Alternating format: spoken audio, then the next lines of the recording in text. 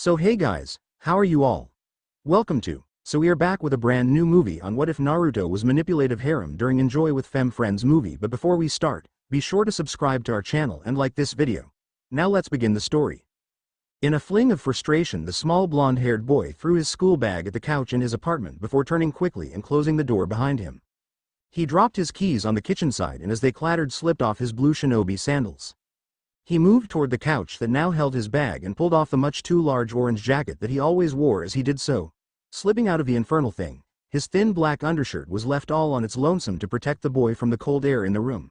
He moaned in frustration as he sat on the couch and pulled out a large black book with what appeared to be frustrated acceptance on his face. Naruto was not happy. His stupid teacher, Iruka, had demanded that he at least try to read the book he had been given. The man had taken him aside after class, which already pissed Naruto off. He hadn't done anything too bad as far as he knew. Well, not anything that Iruka could have found out about. He was then further irritated when the man had begun a vicious verbal dressing down of Naruto and his abilities. Naruto, this is the second semester and I'd have hoped you'd have realized that the academy is not a joke by now. The man's serious gaze was making the boy feel small, and so the blonde did what he did best and changed the subject. But sensei, it's so boring.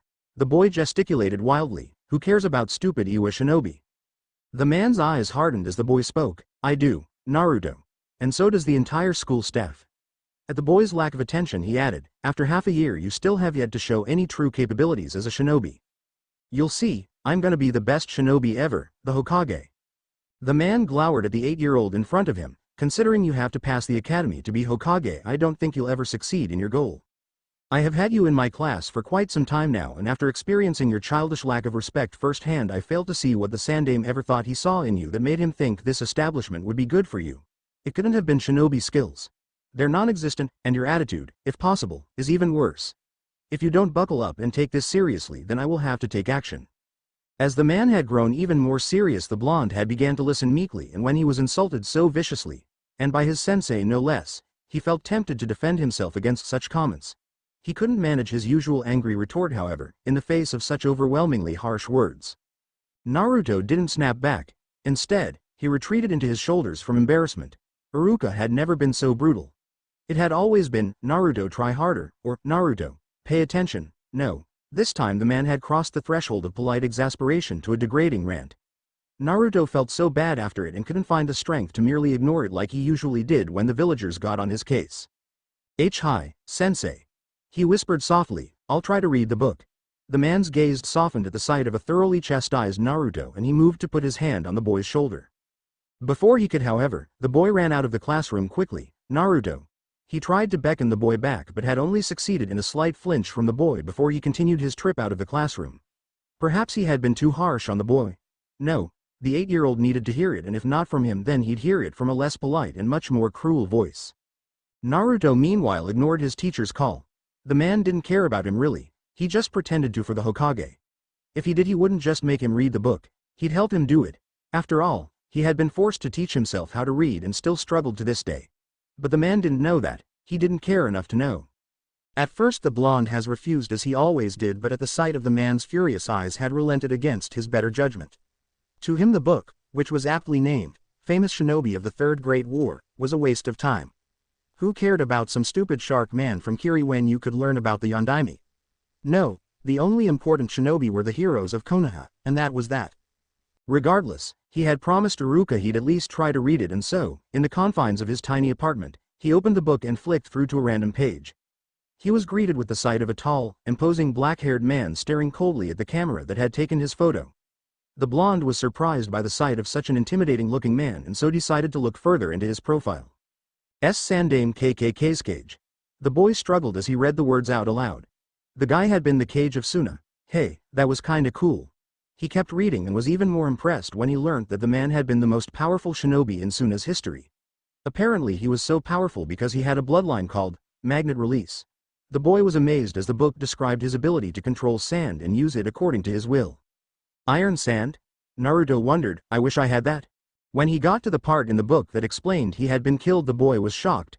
Who could be strong enough to kill the best shinobi ever from Suna? Grinning, he realized it must have been a Konoha shinobi. After all, they were the best. Continuing to read, he was further surprised when he found out he was killed by another Suna shinobi. Sasori. What a bad name.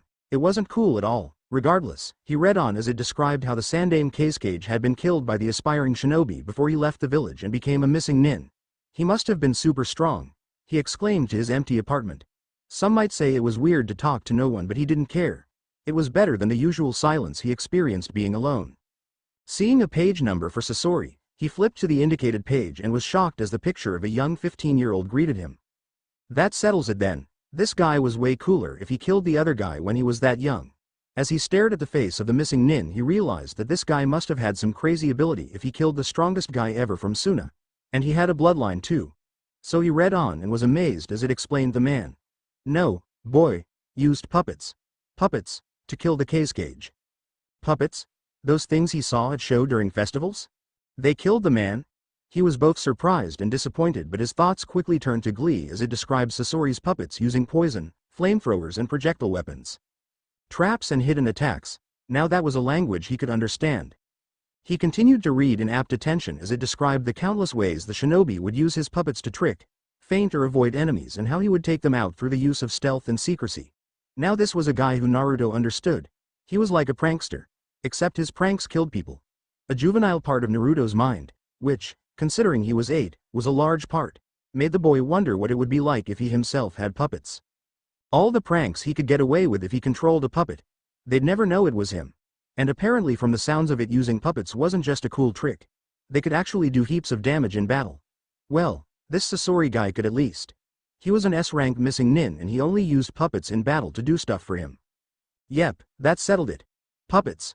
I gotta get me some of those. Naruto's mind cackled evilly. Gigi. A young voice pierced Sarutobi's calm office air. The man smiled softly and rubbed his forehead to ward away the incoming headache courtesy of the boy in front of him. Hello, Naruto-kun. The small blonde boy stood in front of him with a beaming smile on his face. The old man was relieved to see that expression rather than the mischievous grin he sometimes wore when he came to visit. It meant that he wasn't planning on pranking the man. In fact, from the looks of things, the boy merely came to sat his curiosity surrounding something. To what do I owe the pleasure? The boy scrunched his face up in confusion as he tried to work out what the man had asked. Was his poignant response. The man sighed. Why did you wish to see me? He left out the, why have you deigned to bother me, bit. His frustrated part of his brain was sick of the boy's constant disruptions. He never voiced such concerns, however, as he was always prevented to by the soul-crushing guilt he contained surrounding the boy. Images flashed through his mind. Why does everyone hate me, Gigi? I don't understand either, Naruto. He always avoided such painful questions. Did you know my parents? No, I'm sorry, Naruto-kun. It was his greatest regret and he told himself it was for the boy's protection, but a part of him knew that it was a lie. It was his own fear of what the boy would become if told. He shuddered to think of what would happen if the boy grew hatred for the village, something he believed was beginning to happen. So he soldiered on through the countless interruptions in the hope that the boy would value his relationship with him enough not to harm the village itself. I was doing some homework. At the Hokage's surprised glance, the boy explained. Iruka said I wasn't doing well and stuff, so I promised I'd try. If the darkening of his eyes was anything to go by, what Iruka said had affected him more than he let on. Yeah, so I was reading this book about all these cool shinobi and I started reading about the Sandaime Kazekage. Ah, yes. I remember him. Please, continue. And he did know the man. They had met on the battlefield before. Both with and against each other. The man's reputation didn't do justice to his prowess. Such a shame that the young puppeteer put an end to his reign. What was his name again? Saw. And this super cool guy called Sasori took him out. The Sandaime refocused his attention on the blonde, and I was like, wow, how did he beat the strongest guy ever? So I looked at his abilities and he used puppets. Gigi. Puppets. Oh, his feigned interest made Naruto smile in happiness. Yeah. They had flamethrowers, weapons, poison, armor and all kinds of other stuff. It was so cool how he had them made up of all this different stuff.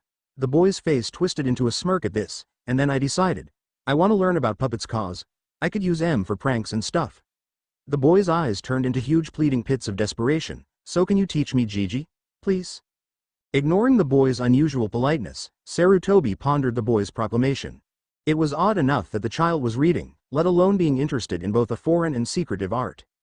Even if he was willing to let the boy learn such advanced technique, which he most certainly wasn't, he wasn't sure he could find any information on the art. Puppetry was a shinobi branch exclusive to the desert and, by proxy, Suna. The only time Konoha experienced it was through war or the occasional festivals that brought foreign entertainment to the village. Regardless, he couldn't simply deny the boy's first actual attempt to learn something outside of what was required, and so he decided he would play along for now.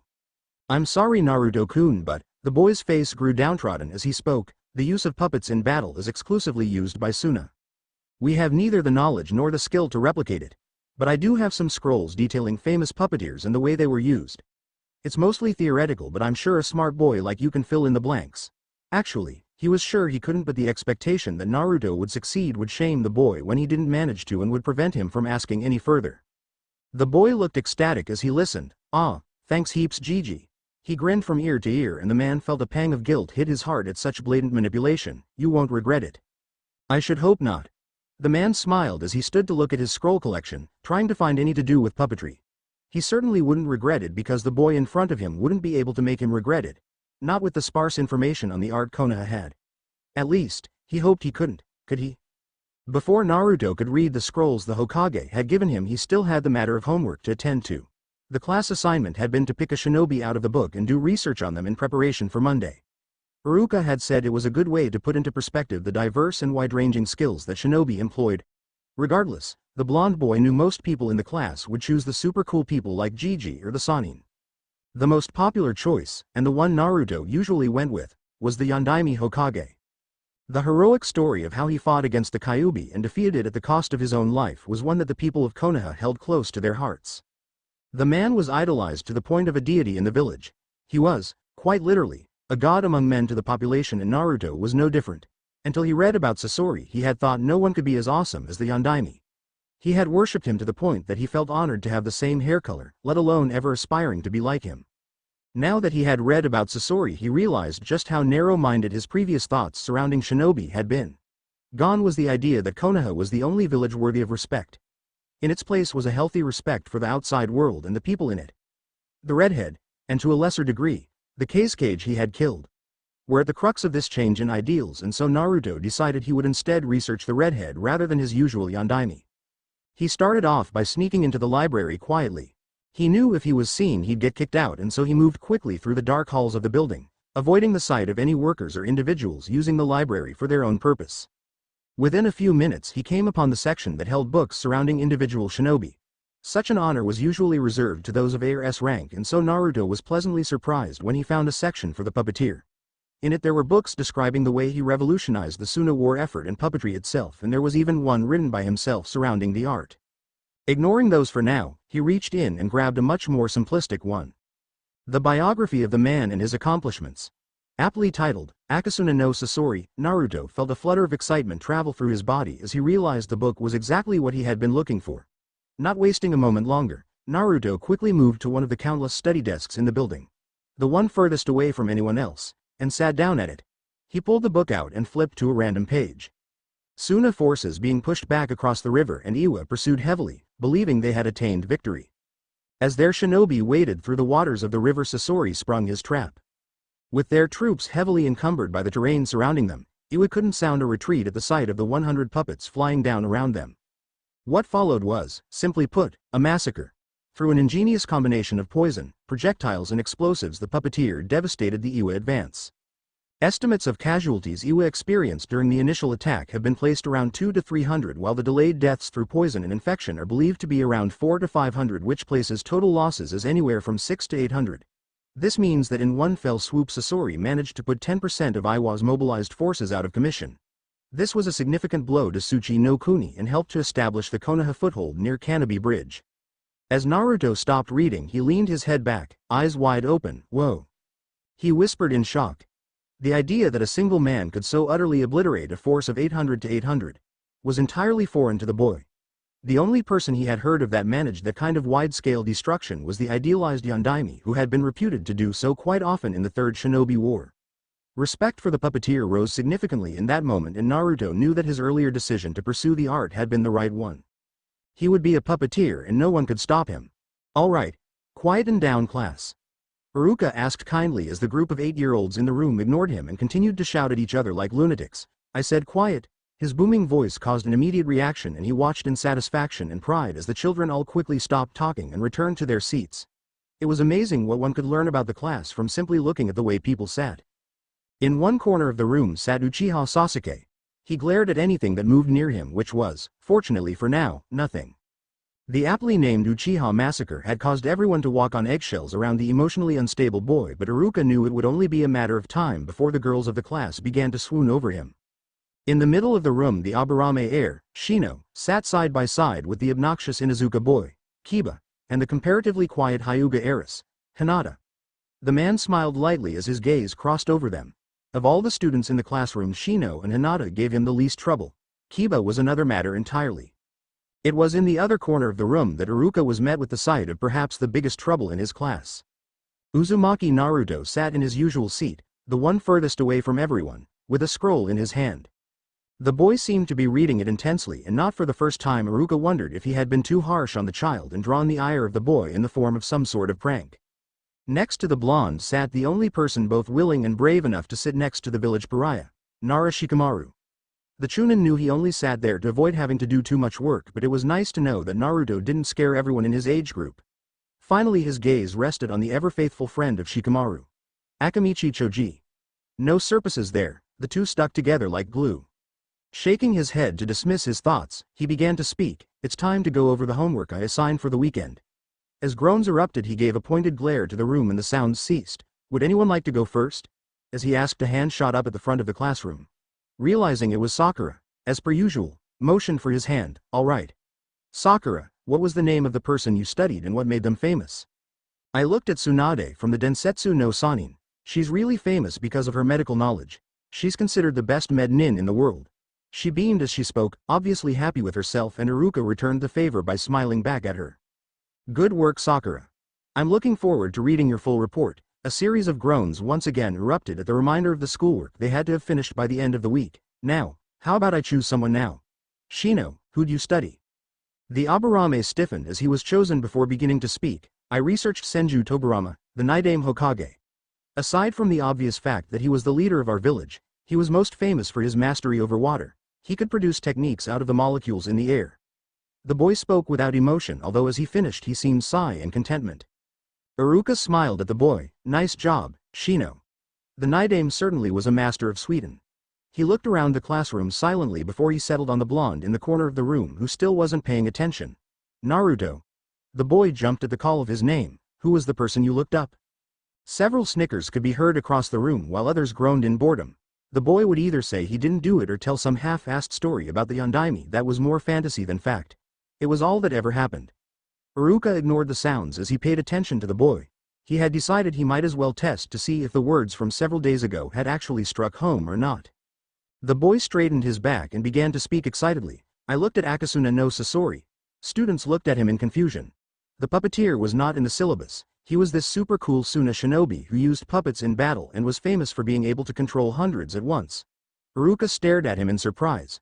While he had hoped for a better and more detailed response than that, it seemed like Naruto had actually tried to do his homework. He used puppets. What a loser. A boy near the front used Iruka's moment of stunned silence as an opportunity to belittle the man Naruto researched. Before the blue-eyed boy could snap out a retort, Iruka regained his bearings. Very good, Naruto." His reply sounded weak even to his own ears, and from the look of the blonde student he was talking to, the tone did not go unnoticed. The boy was looking down at the floor, clearly upset with his teacher's reaction.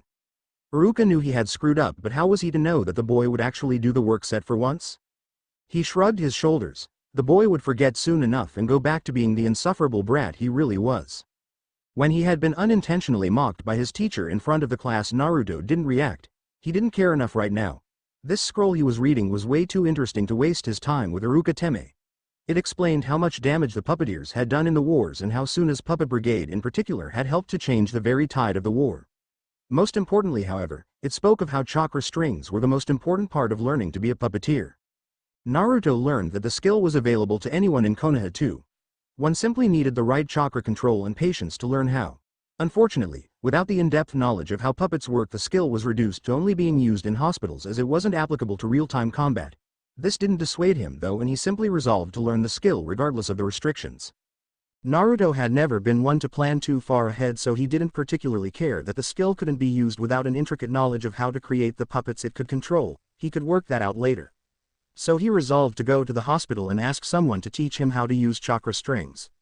If he couldn't find someone who would teach him, then he'd force someone. It was that simple. Uzumaki Naruto wouldn't take no for an answer.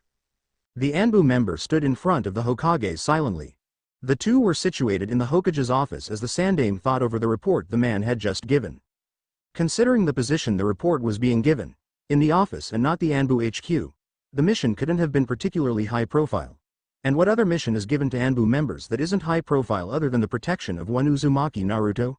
The boy always had at least one pair of eyes on him and would continue to do so until he graduated or the venerable leader in front of him decided he was able to look after himself. The Sandaime finally looked up and stared at the Anbu member intensely. This fixation he has is most curious. He hummed as he thought about how the child had demanded to learn about puppetry, most curious indeed.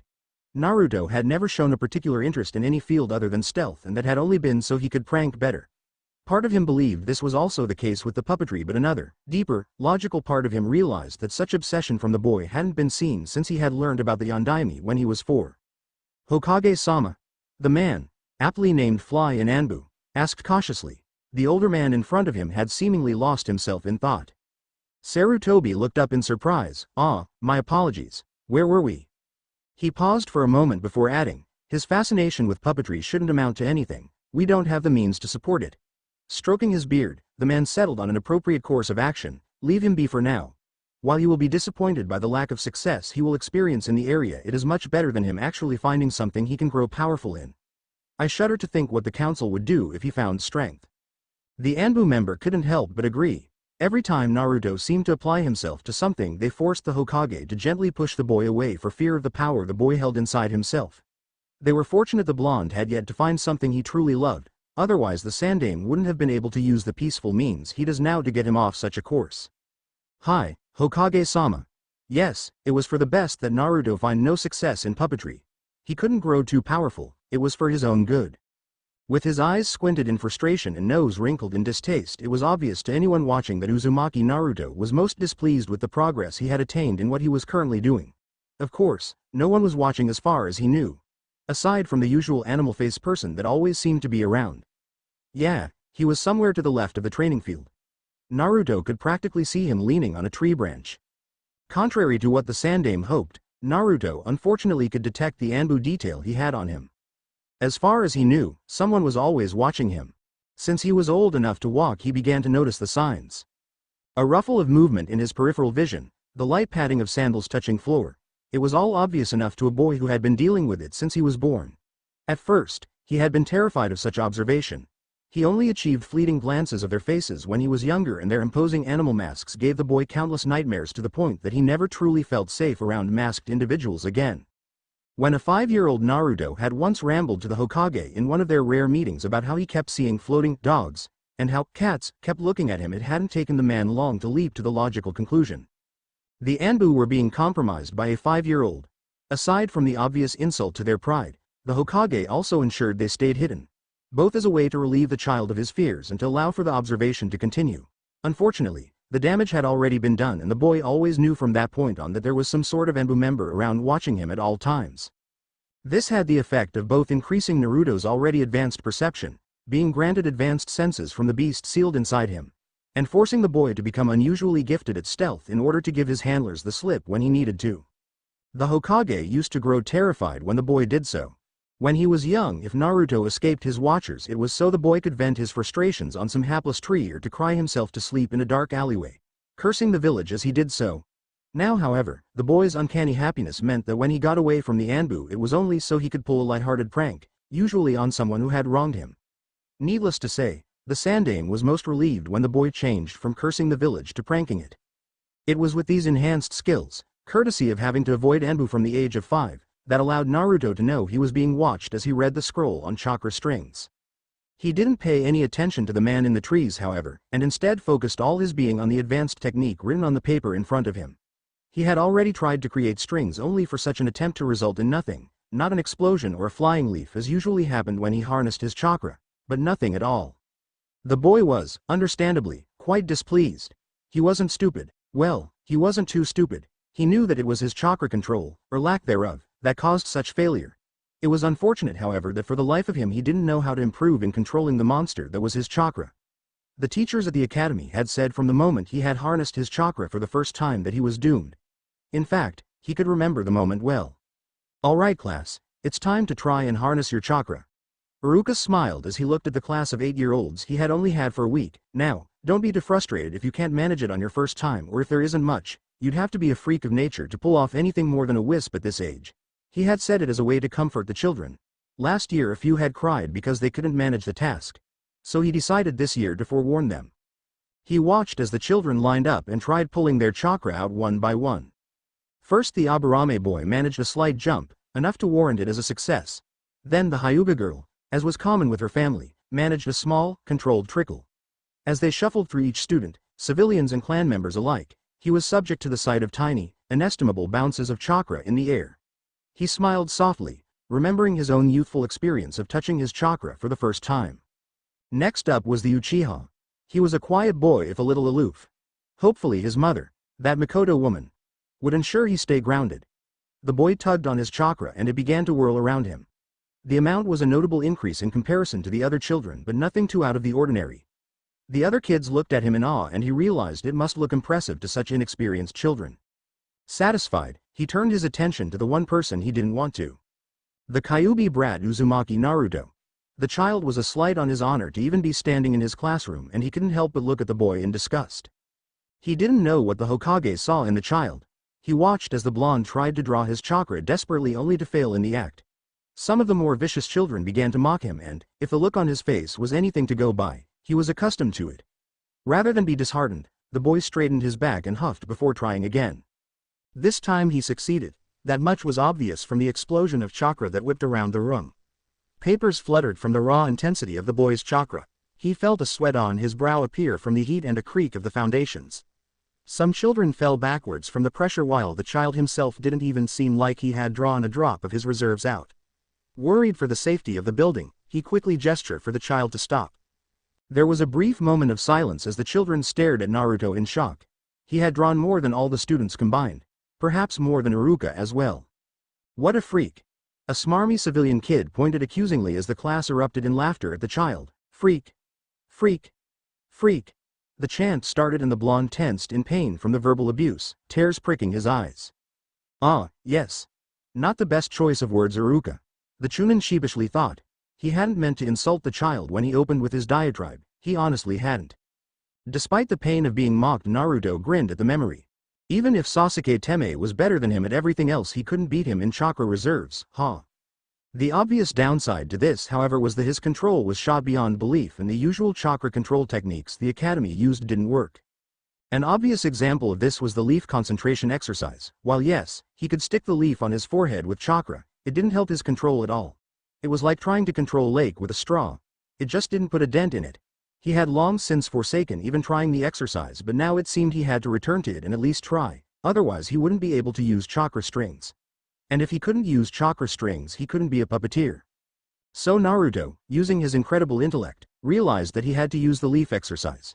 With the resolution in his mind and a purpose for the day, the boy stood up from where he had been sitting and moved toward the tree line to grab a leaf.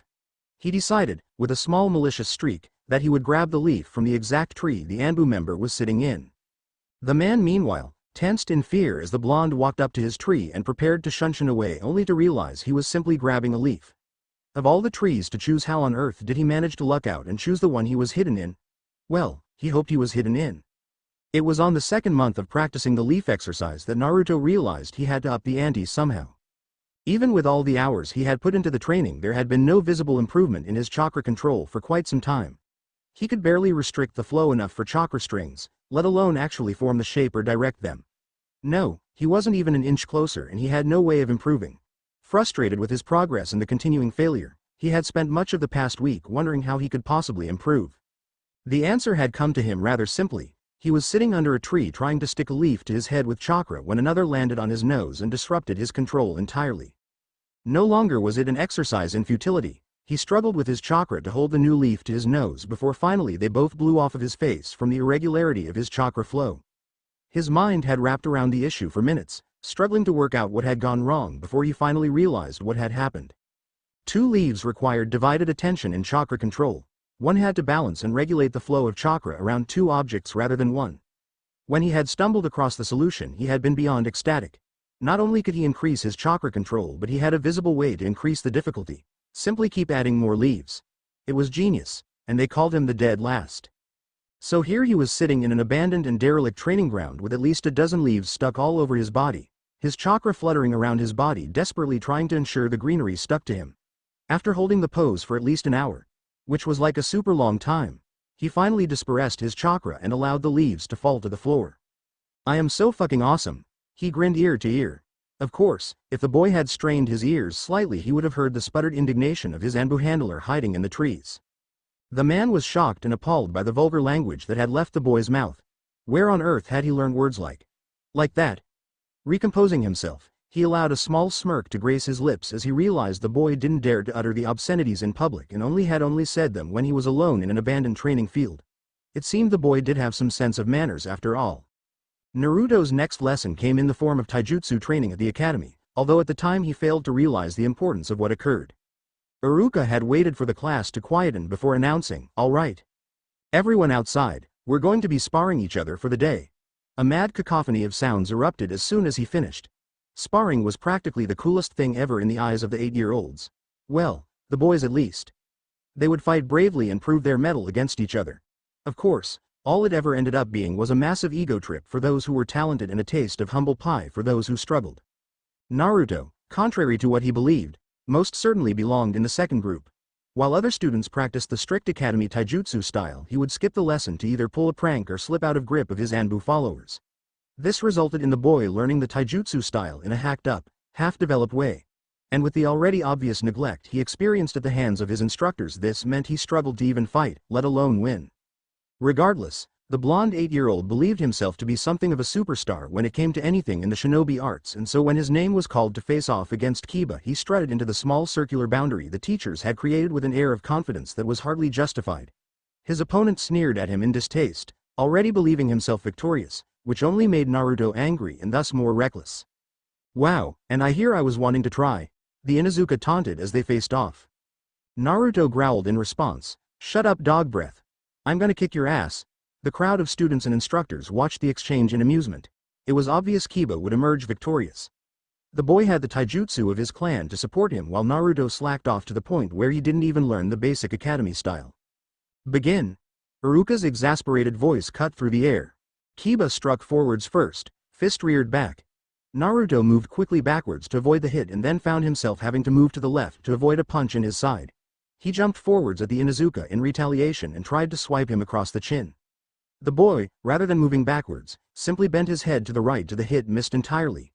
Naruto's follow-up kick ended in much the same way as he felt the boy's chest inches away from his foot. Then everything went downhill. What had previously been an evenly matched fight suddenly turned into a bloodbath. Kiba shot forwards and flung a fist at Naruto's face. Due to his short stature the blonde ducked. He was severely punished for such an action when Kiba's other hand struck his chin with a vicious uppercut. As he reeled backwards from the hit a kick struck his side and he fell to the floor, rolling in pain. Before Iruka could call the match he stood back up and ran at the dog Nin, enraged. Kiba snorted and jumped to the right to avoid the charge before elbowing him in the back.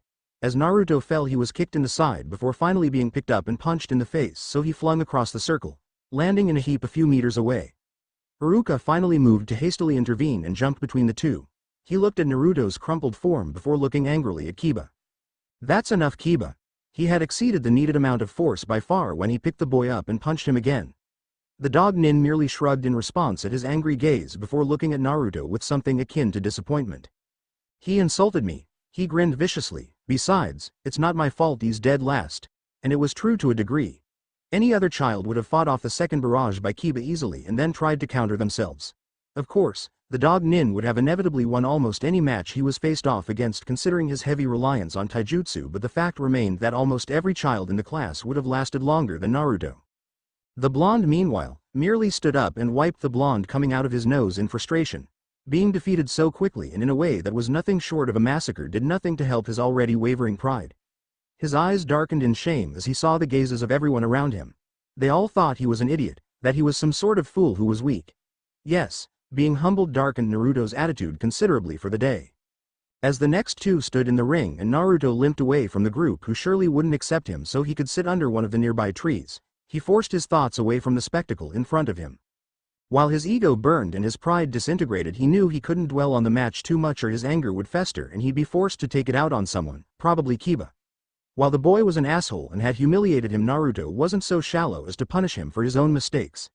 If there was one lesson he had learned in the whole fight, it was that he was, well, shit, and it was his own fault. So he sat and pondered on his shortcomings silently for the rest of the practice, and Konoha sighed in relief. They wouldn't be tasting Naruto's pranks for a few days. Naruto walked out of the academy and groaned in anger as he realized an Anbu immediately tagged onto him once he was out of the boundary of the institution. Normally he wouldn't care too much that he was being followed, but he was still feeling the shame of his match with Kiba, so his usual exuberant temperament was subdued. He ignored the masked man slinking in the trees near him and instead focused on the task that he had set himself for the day. He was going to sneak into the library again and go to the section that contained information on Sasori. His progress in chakra control had slowed to a halt and he knew he needed to work on some other stuff while he waited to be taught a newer chakra control exercise by the academy. So he had resolved to sneak into the library and resume his research in puppetry itself, rather than the technique required. Once he decided to do so, he flung his mind back to the first time he had been in the library and tried to remember the books surrounding the subject. He knew that he had been very lucky last time to not be caught and thrown out, so he resolved this time to grab a book and sneak out quickly. He'd read it elsewhere, preferably somewhere safe and sparsely populated. He soon found himself out the front of the library and its double doors. Sneaking in quietly, he slipped past the front desk by traveling through several deserted sections. If there was one thing Naruto was good at, it was being sneaky. All the pranks he did required such expertise, and his chest filled with pride as he thought about his talents in the area. Before he could think too much about how great he was, he had time to do that later. He found himself in front of the section that contained information surrounding Sasori. He slipped up next to it and began to shuffle through the books at a rapid pace. He had to be quick about it or he'd be found by a librarian, or worse, a shinobi. Catalog of Akasuna no Sasori's known poisons. Nah, boring. The Puppet Brigade and its champions. Nah, too big. Sasori and Ceiling. Peeved. Ceiling. Huh? Naruto grew frustrated as he read the names of the books. None of them were cool. None at all. He began to sweat in fear as he realized if he didn't move soon someone was bound to catch him in the act. His fingers fluttered through the numerous books and he swore in frustration as he saw the names. They were all either boring or complicated. Wait. The Principles of Puppetry, an Eternal Art by Akasuna no Sasori. The boy whispered to himself in excitement. This looked good, and it was written by the man himself. He grabbed the book quickly and shoved it into his bag before moving the books he had previously looked at back into their usual place. Satisfied with his work, the boy snuck away from the section quickly and moved toward the exit. Keeping his eyes on the librarian at the front desk, he discreetly slipped out of the building and moved into a nearby alley. As soon as he felt safe, he let out a whoop of joy. He had succeeded in his mission. If he pretended the book was some secret enemy documents and the librarians were some evil Iwa shinobi, then he'd pretty much pulled off a search and retrieve or a spying mission. Man, he was so cool. His happiness was quickly dispelled when he noticed the presence of his Anbu handler. Ignoring the man, he began to walk back to his apartment at a sedated pace. Not for the first time in the day, he thanked the fact that his followers was too lazy to enter the library himself and thus allowed Naruto to get away with the crime of stealing the book. Well, it wasn't really a crime if he gave it back, was it? Libraries are there to borrow books anyway. As he walked slowly, he didn't know why he wondered why he felt the need to act so glum in front of the Anbu. Usually he'd just continue on his merry way and not care in the slightest. Today, however, he felt guarded, as if he needed to hide his success from the man. And so he did, walking through the streets quietly and seemingly without the slightest hint of joy, while internally he grew excited at the very idea of being able to read his new precious book. He soon found himself rounding a bend he knew very well. The final corner before he reached his admittedly subpar apartment complex. With home in his sights and success within his grasp, Naruto allowed a small grin to show on his face. He ran quickly into the building and up the stairs before finally reaching his door. His movement frustrated the few other occupants to no end, with mutters of "demon brat," "stupid monster," and the like being ignored by the boy in favor of hastily unlocking his door. As soon as he entered his apartment, he let his full happiness show. A shit-eating grin extended across his face and he weaved through the countless discarded items on the floor in his building. As he moved, he quickly grabbed several discarded ramen cups and threw them in the bin. Unfortunately, being both alone and ignored meant Naruto never developed a particularly effective sense of cleanliness. To him, his home of discarded clothes and trash piles was no different to the picture-perfect cleanliness of, say, the Hyuga compound. He didn't feel there was any need to spend time on the upkeep of his apartment, and so it built progressively to a point where he had to remove some of the crap littering the room. He was in luck however, as right now the place wasn't too bad. He quickly reached his couch and he hoped onto it with a sigh of contentment before slipping his hands into his bag and pulling out his borrowed, copy of Sasori's book. He felt the cover of it slowly and let his excitement build as his mind raced ahead to try and think of all the possible things that he could learn from the book. He ripped it open madly and began to read the first page, bobbing up and down on the couch as he did so. I trust your mission was successful, Fly. What an appropriate name for the man who stuck to the wall every day to watch a single individual. Sarutobi would chuckle at his own wit if he wasn't currently debriefing the poor man. And he didn't call the man's situation poor lightly. Over the past few years, guard detail for Naruto had become something of an infamous mission in Anbu. The boy would constantly escape or cause trouble that resulted in the ire of an otherwise emotionally stunted organization. Actually, Hokage-sama, the man began hesitantly, the boy did something quite, odd. Sarutobi's interest was immediately piqued as the man spoke. Naruto had become nothing if not predictable in the recent few years. If predictable meant escaping from his handlers and causing mischief, that is. To say he did something out of the ordinary would mean the boy probably did something quite the opposite. God forbid if the child actually did his homework. Odd, you say? His kind tone was dismissed under the almost demanding gaze he gave the boy. The man shuffled nervously. Yes, well he went to the library. There was a moment of silence in the room as the venerable leader stared at his soldier silently before he began to laugh lightly. Any other child and one would say it was a good thing that they went to the library. Uzumaki Naruto. Well, it meant he either thought there were cool jutsu in there or he was up to something. Knowing the boy as he did, he had a feeling it was the latter. I can see why you might be concerned. He smiled at the man. I'm sure he's not up to anything too drastic, but see to it that the staff are informed just in case. It wouldn't do for the man to have a civilian librarian moaning to him in his office in a few days' time with dyed orange hair. No, better to get an umbrella before it starts raining, otherwise, I'm satisfied. You're dismissed. As you wish, Hokage-sama. The man bowed low before slipping out of the room and leaving the sandame to himself. As the man sat and pondered the blonde-haired troublemaker, his thoughts never once touched on the idea that Naruto might struggle to get in the building due to the heightened awareness of the librarians caused by their warning. Well, that settled it. Sasori's book was the single most complicated thing Naruto had ever tried to read. And it was only the basics. He shuddered to think what the man wrote on the advanced skills of puppetry. The way the redhead wrote was both dull and detailed, something that preyed directly on the blonde's weaknesses. He had an incredibly short attention span and he hated reading with a passion. Needless to say, despite his best attempts to read the book on his couch for hours, he had yet to get anything useful out of it. He was, rather justifiably, disheartened by such a lack of progress. Just when he thought he had taken his first steps toward learning about the art, he hit a roadblock. It was funny really, that his reading ability was holding him back. It wasn't so much that what the man said didn't make sense so much as every second word didn't. The boy knew if he could understand the words he'd be able to follow the text pretty well, but he couldn't.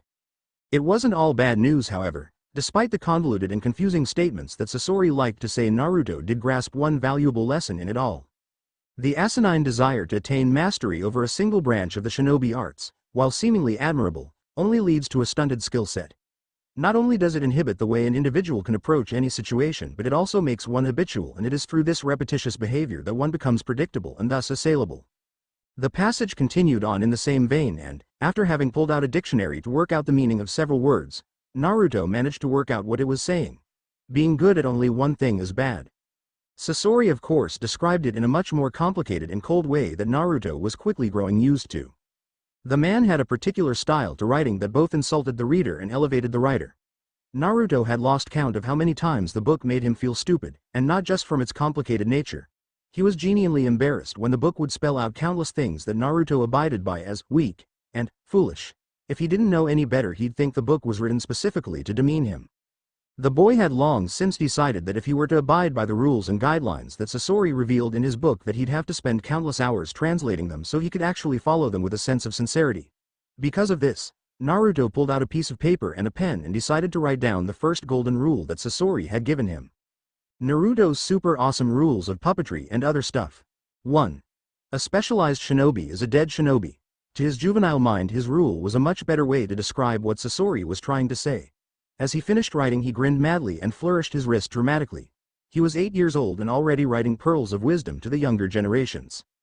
I'm so cool, he muttered as he smirked at his achievement. Not only did he manage to work out what Sasori meant, but he also started his own rules. Man, he was gonna be so famous one day. He shook his head to dismiss thoughts of hordes of fans and world domination to instead focus back on his current task. Looking at the book, he decided that working out that rule was good enough for the day. He packed his stuff up quickly and put them away before standing with a grin on his face and moving to his next objective of the day. Time for a visit to Gigi. He needed to see if the old guy could help him with his chakra control. A loud crash was his only warning before an orange and yellow bundle smashed through the doors to his office. The multicolored thing landed in a heap, limbs sticking out at awkward angles. The Sandaime would be appropriately amused by such a sight if he wasn't already so frustrated. He was not in the mood for Naruto right now. Regardless, he mustered a benevolent smile on his face and watched as the boy untangled himself and stood up slowly. A screech could be heard in the distance before a head popped into his doorway. "I'm so Hokage-sama, it's just he. I don't know how he does it." His secretary babbled as she spoke, mortified that she had failed at her job to keep people out of his office. What was worse was that she had lost to an 8-year-old. The subject of her ire turned around and grinned at her before sticking his tongue out. "It's 'cause I'm awesome," he boasted proudly while puffing his chest up. "Aren't I, Gigi?" He grinned and turned to his grandfather in all but blood. The man in question merely stared pointedly at the child before rubbing his forehead in consternation. "I'm glad you've come to see me, not really, but you really must stop terrifying my poor staff. And stop bothering him." "Huh?" His eyes scrunched in confusion. Sarutobi sighed. "While I appreciated the enthusiasm for your visits, could you try to tone down your entrances?" He smiled softly. "A good start would be to ask if you could be let in. I'm sure Masuyo-chan would appreciate it." The woman sputtered quickly. "Oh, yes of course." She glared at Naruto. "You make my job hard, you know." "Anyo, I'm sorry." The boy had the decency to look abashed, although the twinkle of mischief in his eyes didn't go unnoticed by the Hokage. "I forgive you, Naruto. Just try to calm down a little." She smiled softly at the boy. The woman knew any sign of bias against the child would result in her losing her job. Not that she saw the boy as the fox or anything as equally foolish, but after the previous secretary had refused Naruto entry for several weeks without the Sandaime's knowledge, he had become much more harsh on any signs of such idiocy. The boy nodded enthusiastically at the woman. I will.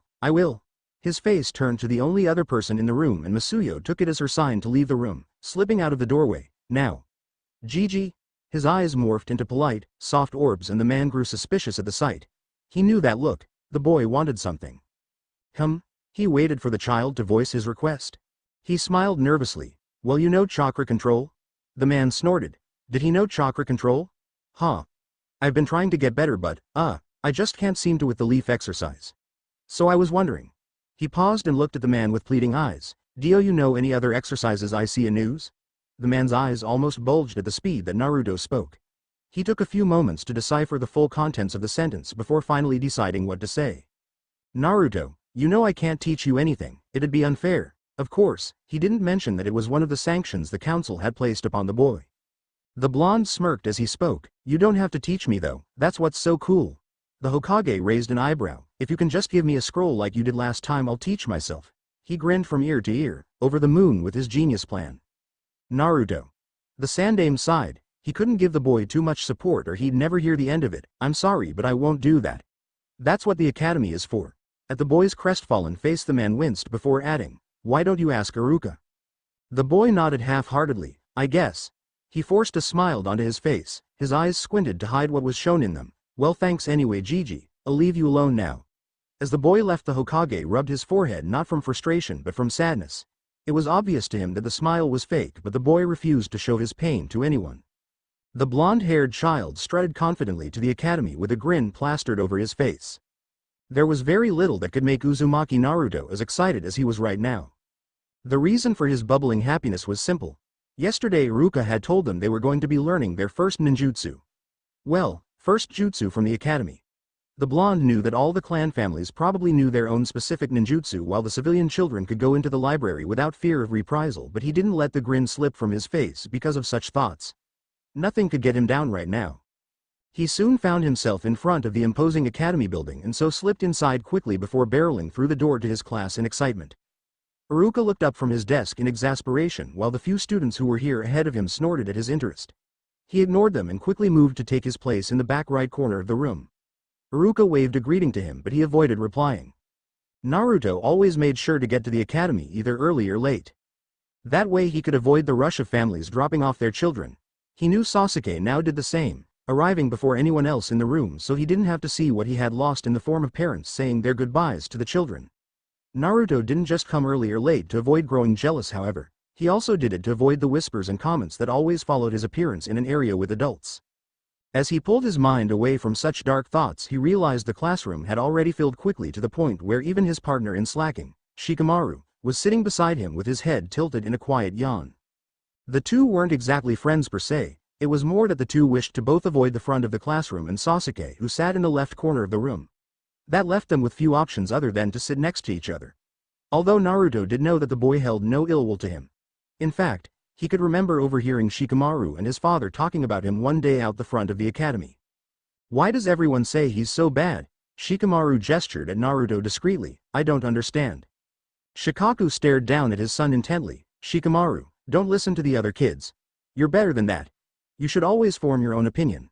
The man's serious tone wasn't lost on the boy in front of him, who was used to his father's lazy disinterest. Shikamaru nodded slowly. "I guess I'll just have to wait and see. TCH, troublesome." Shikaku looked at his son with a wide grin and ruffled his hair. If his mother heard their son say that word, he knew he'd be in the doghouse for a while. While not exactly a shining description of him, Naruto was thankful that the man at least gave him a chance. He treated him like no other child, and for that he was grateful. He also knew that Shikamaru had done just as he had been told and, in his own way, shown he didn't agree with the collective populace. He wouldn't necessarily hang out with the blonde, but he'd always wave back a greeting or reply to anything Naruto said to him. Naruto forced his focus back to the front of the room where Iruka had just finished giving the background info on the henge. "Now you guys can all give it a go. Grab one of the scrolls from the front that explain how to do the technique, and then feel free to break off into groups and try it. I'll come around and inspect your progress." As soon as he finished, the class all jumped up out of their seats and rushed to the front to grab a scroll, excited by the idea of performing their first jutsu. Naruto himself was near the front of the line despite having started at the back of the classroom. He quickly grabbed a scroll before moving back to his seat to read over it. As soon as he landed in his seat, he began to skim over it quickly.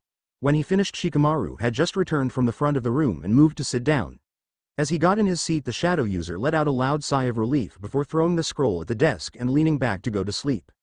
Naruto realized the boy must have already learnt the henge at home, and for a moment a sliver of jealousy struck his heart before he ruthlessly squashed it and returned his focus to the scroll. He read it again, and again, and again.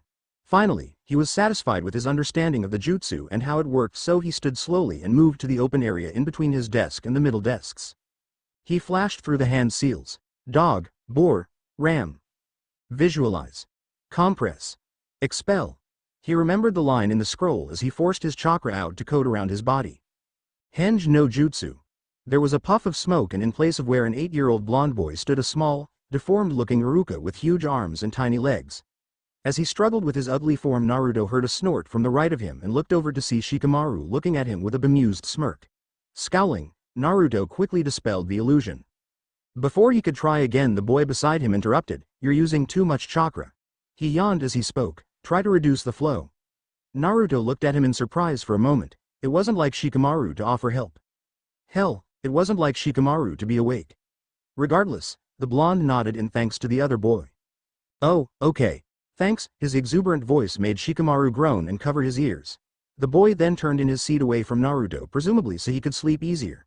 Naruto could swear he heard "loud" and "troublesome" being muttered as the boy did so, but ignored it.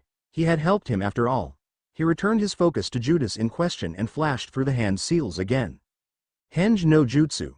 With the reduced levels of chakra, Naruto was able to form a much better version of Iruka. The clone was appropriately sized, with a bit of his coloring in the clothes off. Grinning madly, the blonde realized he could have the jutsu mastered in a few days. Maybe even by the end of the day. He was so damn awesome. "At least he doesn't look like a goblin now," Shikamaru muttered behind him. Naruto whipped his ear around to look at the boy, a retort ready on the tip of his tongue, only to stop as he saw the boy's mirthful expression. He was joking. "Don't you have a desk to sleep on or something?" he replied with a smirk on his face. The other boy just grinned. "You're very interesting, Uzumaki Naruto." Naruto knew that his first year at the academy was rapidly coming to a close. With this came the grim realization that despite 2 months of knowing about puppetry, he had made little to no progress whatsoever in the art. Normally he wouldn't be bothered by such a thing. After all, he failed tests all the time, and he'd probably be failing this year. While Naruto was naive, he wasn't stupid. What he had achieved in the year was nowhere near enough to warrant a passing grade. Puppetry, however, was different. It wasn't some passing thing that he had put half a week's worth of effort into only to lose interest at the first signs of a lack of progress. He had been at the leaf exercise for months. With that came an understandable despondency that was unlike Naruto's usual attitude. Upon realizing he wasn't advancing, the boy had done the smart thing and sought out advice. This had failed spectacularly. The person he trusted the most had refused him and discarded him like an unworthy subject. While the man's intentions hadn't been to do so, he had forgotten he was dealing with an 8-year-old who had severe abandonment and trust issues. From his days in the orphanage to when he had been looked after by a full-time carer, he had been ignored or, in the case of the carer, seen only as a mission. As soon as they could, everyone who he began to trust left him. This generated a deep sense of paranoia to the point where the boy put absolute faith into almost anyone he met, both as a way to hopefully restore the bonds that had so easily been broken and to ensure that if one person left him, he always had another. When he was younger, he had the Anbu member who would sometimes leave gifts and say kind words to him. That man left quickly, however, and now, at the age of 8, he found himself with only the Sandame. Considering the fear that the boy had surrounding trust, it was no surprise he had abandonment issues. At the first sign of trouble, he instantly assumed the person in question was leaving him, discarding him. Because of this, when the Hokage had refused to help him, the trust the boy had in the man had dropped considerably. He didn't loathe the man. Far from it. He just expected the man to leave him at any small whim. So now, with himself seemingly alone, the boy thrust all his focus and desire onto one thing: puppetry. While it certainly wasn't healthy, it was the only way he felt safe in his own skin. But now, with a lack of progress, despair was brewing in his stomach and his usual unflappable attitude was taking a severe nosedive, to the point where the vicious words in the classroom that he would so often ignore and laugh at were now beginning to affect him. Out of desperation to fix his abysmal chakra control, the boy decided that he would ask the only person he could for help. Iruka wasn't like the other instructors, that much was obvious. When the others would spit as he passed them and deliberately ignore his questions, the man would treat him neutrally and always answer anything he asked about, if he could. Despite this, it was obvious the man forced himself to do so, and for that Naruto didn't exactly place much faith in him. But still, he was the only one he had left to ask, and so, when the bell rang and every student rushed out of the class, Naruto stayed behind and was greeted with the sight of Iruka nervously shuffling papers at his desk and Sasuke slowly rising to leave. He knew the Uchiha bastard would never leave school on time for the same reason that Naruto would usually be the first out: to avoid the rush of parents and families. Shaking his head to dismiss his thoughts, Naruto rose and moved toward Iruka. At the first sign of Naruto walking toward him, Iruka's brain went into overdrive. Why in the world would the Kyuubi brat want to talk to him? He shivered in fear when he thought that perhaps he was about to be pranked, but quickly discarded such a notion. The boy was nothing if not sneaky when he participated in the foolish endeavors. He wondered if the boy might be wanting to quit, as he had seen the way the boy was spiraling into depression, and the kinder, less biased part of him felt horrible for the child. When the boy finally arrived at his desk, Iruka forced a smile and asked, "What can I do for you, Naruto?" The boy hesitated as he spoke, his feet dragging behind him. Is there any other chakra control exercises I can use?" he replied nervously and scratched the back of his head while shifting side to side. Iruka's brow furrowed. "There are." The boy's face lit up. "However, we're not meant to teach them to you. It's both too advanced and an integral part of future studies." Naruto's face scrunched up in confusion as he rethought the sentence several times before finally working out what the man said. His face fell immediately. Iruka quickly added, "Sorry. I didn't expect much. Thanks, sensei." The boy replied softly before turning to leave the quiet classroom. At the sight of the boy's saddened expression, Iruka interrupted his exit. "You could find them in written form at the library, though." His voice rose as he tried to stop the boy from leaving. "And that he did." The blonde head bobbing back around with a hesitant smile. "And there aren't any rules about that." The boy's smile grew into a full grin. "Ah, thanks, sensei," he almost shouted. Iruka felt a flutter in his chest, and it was then he realized how much better his job was when Naruto was exuberant and happy. Naruto had a mad grin on his face as he waltzed happily through the village. And why shouldn't he? After weeks of desperate searching, he had finally found out where the solution for his chakra control problem could be found: the library.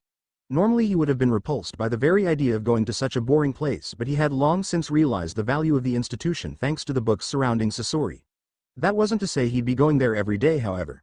No, Naruto still valued his sanity. The Konoha Library itself was an impressive building. Established by the Nidame Hokage during his revolution of shinobi studies that resulted in the creation of the academy as well, it stretched out several blocks and had countless different sections. Naruto, as an academy student, had access to the public sections. Obviously what he could learn about was extremely limited and he knew he'd have to wait until he was a genin to be able to get any worthwhile jutsu. After genin however, everything was a mystery in and of itself. The stronger shinobi never even hinted at what was held in the more restricted sections.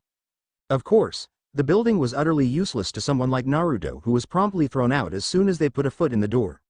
To combat this the boy had learnt to sneak into the public sections and avoid the librarians. The cost of this was that he instead had to steal the books as he couldn't walk up to them and ask to borrow any. If he were caught in the act the boy knew the punishment was be quite severe and so always felt a degree of fear when he entered the building. He soon found himself in front of the imposing buildings and slipped through the entrance discreetly. Just like he had learnt, he waited until a large crowd was bustling near the desk before trying to move past them. Unfortunately for him, he was stopped in his tracks by the sight of an incredibly angry-looking woman. She stared at the little boy in something akin to contempt for a moment before finally opening her mouth. "Hokage-sama warned us about your plotting," she smirked at the sight of the terrified boy. "I don't care what you think you're up to in here and I don't even want to know if I'm perfectly honest." She paused before gesticulating wildly at the door. "All I know is that I want you out." Naruto was confused. I said out. Out."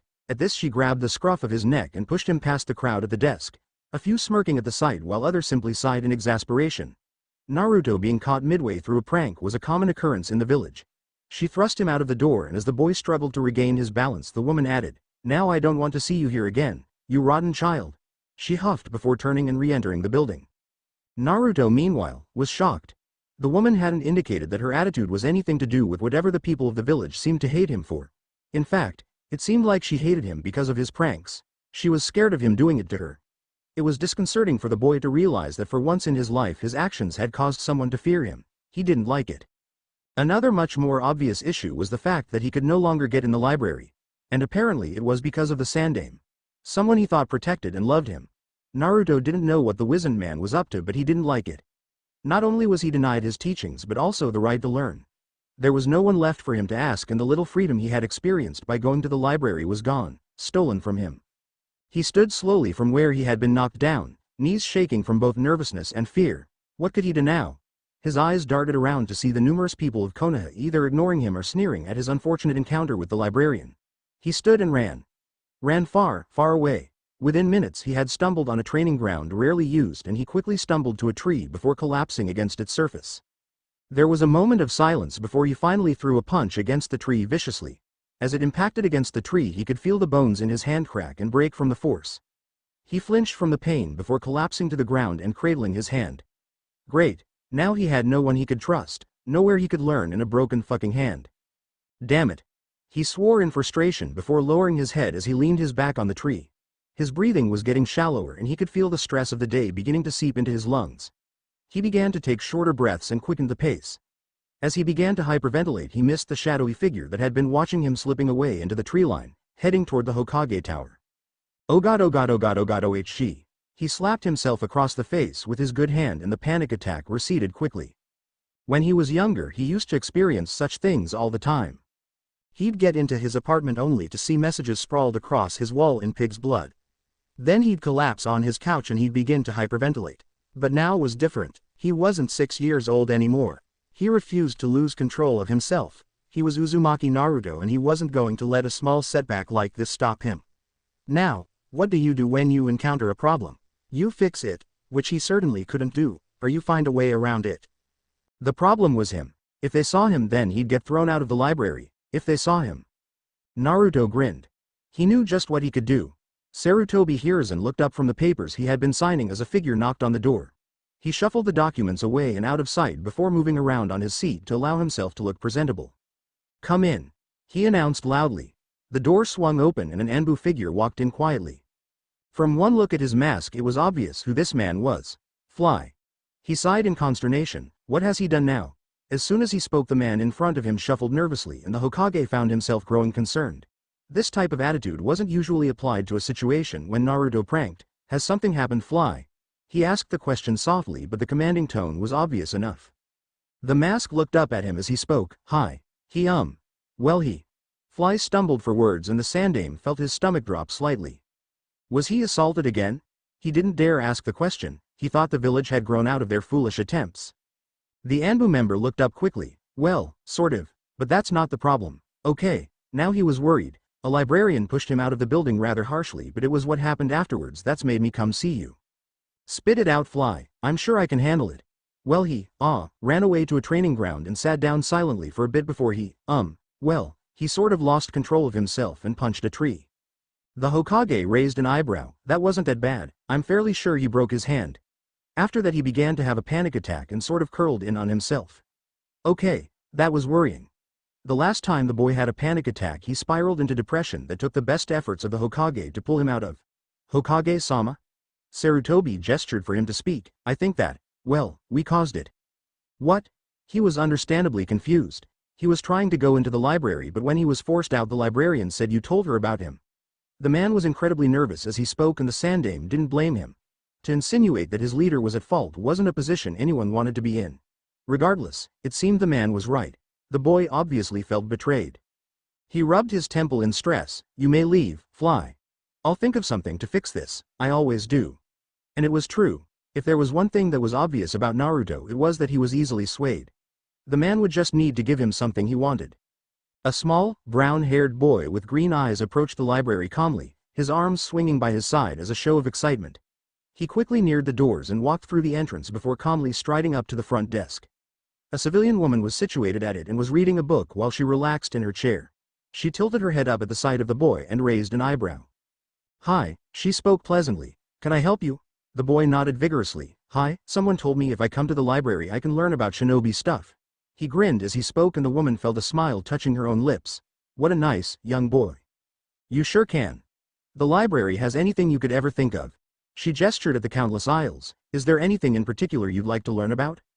The brunette smiled. Yeah, I want to know about chakra control. His boisterous voice was strangely endearing and the woman felt compelled to help him. Chakra control exercises are in the fourth row under, see? She smiled before pointing at a particular section. See? Right there. Ah, sweet. Thanks. At that the boy turned and headed toward the particular section as the woman watched his retreating form. He seemed like a good kid. Naruto let out a vicious grin as he left the sight of the librarian. Who knew he'd be using the henge already? A feeling of satisfaction washed over him, both for the success of the jutsu and the fact that he had managed to trick the woman at the desk. He quickly walked past the first few rows before entering the one the woman had mentioned, his brown hair. That was actually blonde. Billowing from the fast movement. He dragged his left hand across the books as he searched for chakra control before finally finding a specific section of books that seemed to describe what he was interested in. He flicked through the titles quickly before finally finding the aptly named, Chakra Control Exercises, Beginner, Intermediate. In it there was a description of chakra itself and why one should train to have better control over it. As he read, Naruto realized it was precisely because of his large chakra reserves that he struggled so much with chakra control and, by proxy, chakra strengths. Before he could continue to read, the boy decided it'd be best if he left the library with the book conveniently stored under his shirt. It's borrowing, not stealing. Borrowing. And so he slipped out of the section and discreetly walked past the front desk. The woman smiled at him as he left and he smirked back, although she probably interpreted it as simple politeness. While the thrill of success was rushing through him, he was struck by something equally daunting. The harsh reality of his own personal situation was brought down on him as he walked. Through the use of henge he had been able to see the other side of the coin and see how others were treated in the village. It had been enlightening to say the least. He now knew without a doubt that there was something seriously wrong going on under his nose. He knew it couldn't be anything he had done in his life. His pranks were relatively harmless and he hadn't harmed anyone to his knowledge. Naruto rationalized that his family must have done something wrong. It was a disturbing conclusion to come to for an orphan. That not only had his parents abandoned him but that they had also wronged the village in some way to the point that everyone hated him, yet he was kept in the dark about it. Needless to say, his desire to have parents had reduced to more of a desire to know what they had done to earn such ire.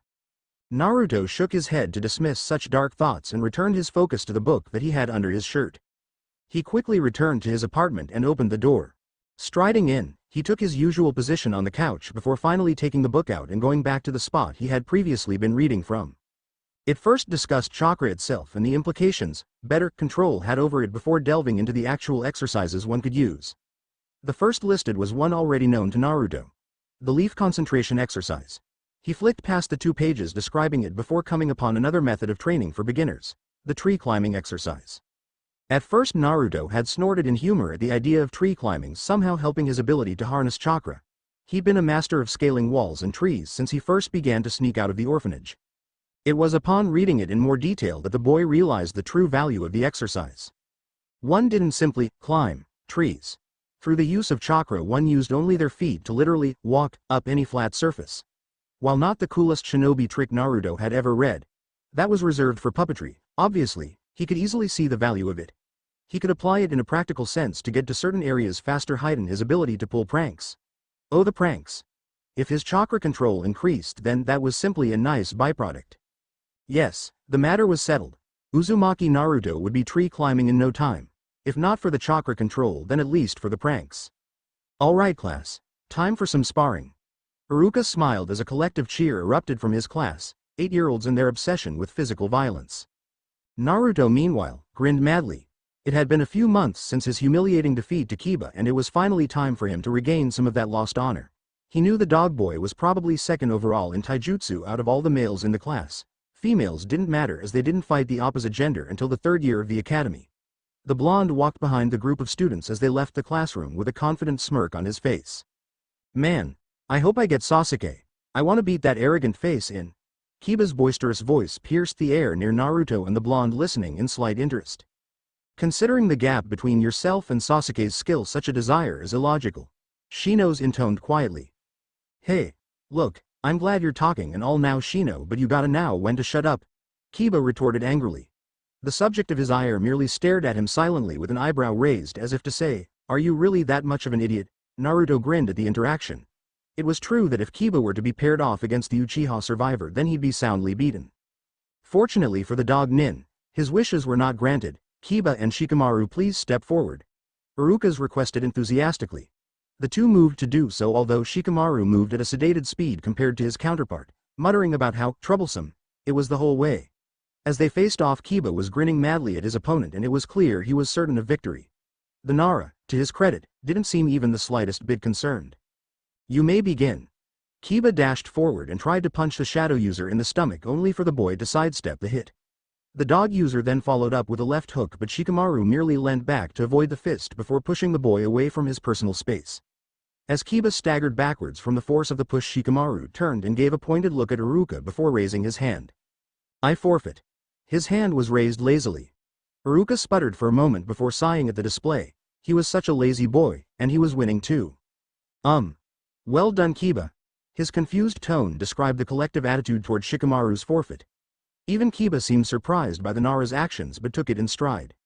Man, I'm just too good. A few of the males in the class openly snorted as he spoke, amused by the suggestion that he had somehow forced Shikamaru to forfeit. Iruka pinched his nose in distaste and returned to looking at his clipboard, Uzumaki Naruto and. The boy grinned. Time to make up for his last defeat against Kiba and show the world how good he truly was. Uchiha Sasuke. Naruto's grin fell quickly. He couldn't help but feel that taijutsu practice was being rigged in some way. Of all the people to face off against, he had to get the only person who was better than Kiba. He walked into the ring and ignored the snickering of the students surrounding him. Sasuke himself walked in with his hands in his pockets and looked at him with a smirk on his face. As soon as he did so, the 8-year-old blonde clenched his fists in fury. He hated that look, that he was unworthy, that he wasn't worthy the Uchiha's time. His previous fear evaporated quickly, and he stepped up confidently in preparation to fight the raven-haired child opposing him. Begin. Iruka stared at the face-off nervously. Sasuke stood on his heels silently as he waited for Naruto to make the first move. He was soon rewarded when the blonde shot forwards with his right fist cocked to punch the Uchiha in the face. The raven-haired youth easily avoided the attack by tilting his head to the left before slipping away from Naruto's now unbalanced figure and shooting his fist into the boy's stomach. The move was short, powerful and precise, the epitome of the boy's strict and regimented style. As the blonde fell from the strike, Sasuke whipped out aggressively with his right foot to land a kick in the stomach. The blonde rose shakily, blood dribbling out of his mouth, and attacked the Uchiha with renewed vigor. Despite the ferocity of his assault, the raven-haired boy was easily able to keep ahead of him with his superior speed, and so when Naruto was once again knocked backwards from the hit, he threw a hand out desperately in hope of hitting the boy. Sasuke caught the fist with his right hand and then caught Naruto's second fist with his left. The two were in a deadlock, but it was obvious to the spectators that Sasuke had the advantage. With his hands holding Naruto's fists, the boy forced them to cross like a straitjacket, essentially locking the blonde boy in place. Naruto panicked for a moment and wondered what he could do while Iruka moved to call the match. Before the Chunin instructor could, however, Naruto did something entirely unexpected. Thrusting his head forward, the blonde headbutted the Uchiha in the nose. Both were sent reeling and Naruto fell out of the ring, causing him to lose the match. It didn't matter to the boy though when he saw Sasuke shakily stand while holding a bloody nose. For a moment the two locked gazes and Sasuke's furious glare was enough to make Naruto smirk in reply. Winner. Uchiha Sasuke. The boy's happiness was short-lived as Iruka called out the victory to his opponent. Immediately, the girls who had been watching began to swoon over the raven-haired boy while Naruto scowled angrily and stalked off away from the spectacle. Before he could retreat from the view of everyone, Kiba bounded over to him with a shit-eating grin on his face. "I see you're still horrible, Uzumaki," the dog user announced. Naruto growled in reply. The only reason Kiba would ever address someone by their family name was if he was insulting them. I suppose you made up for it by rearranging that arrogant bastard's face though. The Inuzuka gave the blonde a thumbs up and Naruto stared blankly at the boy. Was a show of strength all it took to be Kiba's friend? He sure hoped not, it was such a shallow way of thinking. Regardless, he smiled back because it was true. Seeing the Uchiha bleeding from his nose was an amazing sight for the males of the class. Yeah, well, the asshole had it coming. Naruto replied angrily. His conversation had drawn the attention of Shikamaru, who was watching the proceedings with obvious disinterest. Before the Inuzuka could reply, the shadow user interrupted. "I don't really care all that much, but if you two don't start paying attention to the spars, then sensei is probably going to get troublesome, so." The unspoken request was obvious and, due to the boy's willingness to help Naruto previously, the blonde agreed, returning his gaze to the two new individuals fighting. As he did so, his mind inevitably returned to his own match. Ignoring the one hit he got on the Uchiha at the very end, it had once again been a bloodbath. Sasuke had ruthlessly shut down everything he tried to do before turning it against him and publicly embarrassing the blonde in front of everyone. Now, Naruto knew he wasn't a star of taijutsu. That much was obvious from when he fought Kiba. But to have his substandard skills thrown back in his face not once but twice meant that the boy felt something was seriously wrong with how he fought. He didn't entirely understand either, because if anything, taijutsu should be one of the things he was good at. The academy style was taught only in school and, unlike genjutsu and ninjutsu, didn't rely upon the advice of one's own family, friends or benefactors. It was a universal style that, when taught right, would require only practice to perfect. And Naruto had definitely practiced, which begged the question, was it taught right to him? The boy scowled as his mind suggested that perhaps he had been sabotaged once again in his life by outside sources before he shook his head in dismissal. The thought that the instructors were willing to go so far as to help him die out in the field simply because of what he assumed was something his parents did didn't sit well with him. It was surely his own mind playing tricks on him, wasn't it?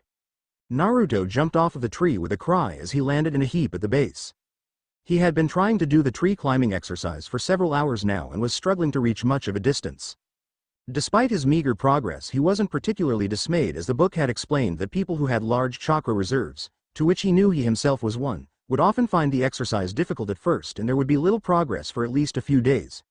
Because of this knowledge, his few steps on the bark of the tree enlarged into an even greater achievement in his mind, and he felt satisfied with the work he had done.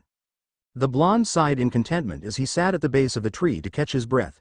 As he relaxed, his mind went back to the recent spar he had with Sasuke and the realization he had come to surrounding his own skill. His taijutsu, whether through a fault of his own or specific sabotage by the Chunin instructors, was horrible. And he needed to do something about it. A particular line came to his mind as he pondered his ability. A specialized shinobi is a dead shinobi. Naruto frowned as he remembered his own rule that he had made. Was he so foolish that he wouldn't even abide by the guidelines he had set for himself? While he wasn't necessarily specialized in a particular area, he had certainly neglected his taijutsu, to the point where he could be easily defeated twice in a row. He obviously needed to patch up his skills, and what better time to start than now? Standing up briskly, Naruto wandered over to one of the log posts in the training field he had been using. He looked at it for a moment before deciding to work through the individual stances over and over until he felt satisfied with how they looked and felt. He slipped into a specific stance that used his legs to shoot forwards and land a punch in the stomach of opponent. In this case, the training log. He repeated this action again, trying to increase the speed. This process continued for half an hour as Naruto went over every part of the academy style in order to fix whatever problem was causing him to lose his matches. As the sun began to dip in the horizon, the boy forced himself on, sweating from the late afternoon heat and panting from exhaustion. He landed a final hit on the training log before finally allowing his fatigue to claim him and collapsing to the floor. As he lay on the ground heaving breaths, a voice interrupted the quiet air around the training ground. "Yosh! Such admirable training. Before the blonde even had a chance to work out where the voice came from, an individual blurred in front of him. The man was wearing a green spandex suit and a chunin vest on top. His headband was wrapped around his stomach like a belt, but it was his hair that was the oddest part of his appearance. The man had a perfect bowl cut that complemented a pair of huge eyebrows. Naruto was both terrified and amazed by the man's appearance. He had literally appeared out of thin air. I'm sorry to say, however, that your youthful display is all for naught. Naruto stared in complete confusion as he spoke. Your wonderful hard work is ruined by the imperfections in your stances. But do not fear. Konoha's green beast shall help you fan your fires of youth. Naruto's face morphed first from anger at the insult toward his taijutsu to complete and utter horror as the man struck a pose while introducing himself. Who are you? Naruto tilted his head. And what do ya imperfections? His voice was tinged in frustration at both the man's incredibly weird appearance and the derogatory comment toward his training. Yash.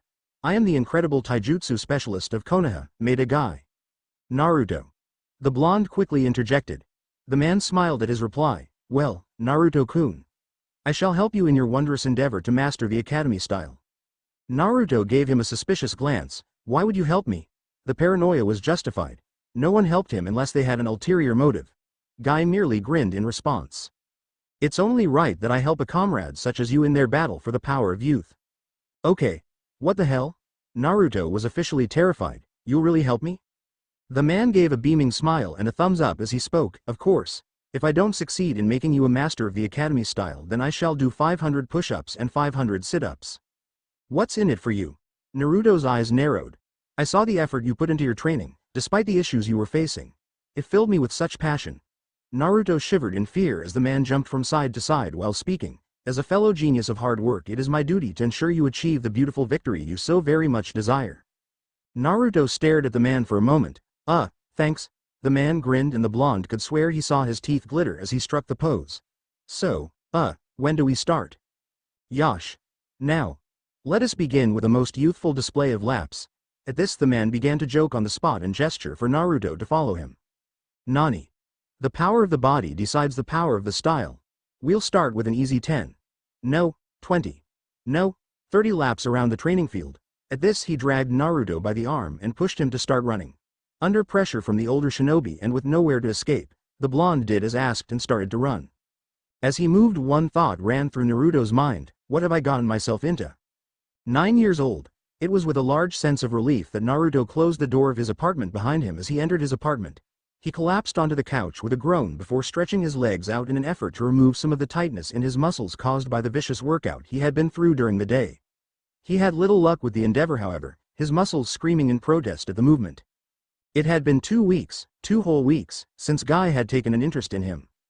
True to his word, the man would always appear at the training ground they had met every day, stretching his limbs and jumping around in preparation to drive Naruto through another session of what the boy could only describe as pure hell. To this day, he wasn't sure whether he was more relieved or terrified that the man kept showing up. On one hand, he could feel his body improving, but on the other, well, sometimes that pain just wasn't worth it. One thing was for sure, the man definitely deserved the term beast. Considering the extreme fatigue and phantom pains that Naruto was experiencing, no one could fault him when he let out a whine of frustration at the sound of a knock on the door. Standing slowly, he meandered over to the door and turned the handle. As he pulled the door open, he was greeted with the sight of the Hokage standing in his full robes, smiling down at him kindly. He blinked dumbly for a second. Gigi? He stared at the man in confusion. The Sandaime smiled kindly down at the boy. Hello, Naruto-kun. He ruffled the boy's head. Did you forget what today is? Naruto continued to look at the man with an expression of complete befuddlement. He had been to school and he hadn't pranked anyone, so he definitely wasn't in trouble. And what did he mean, forget what today is?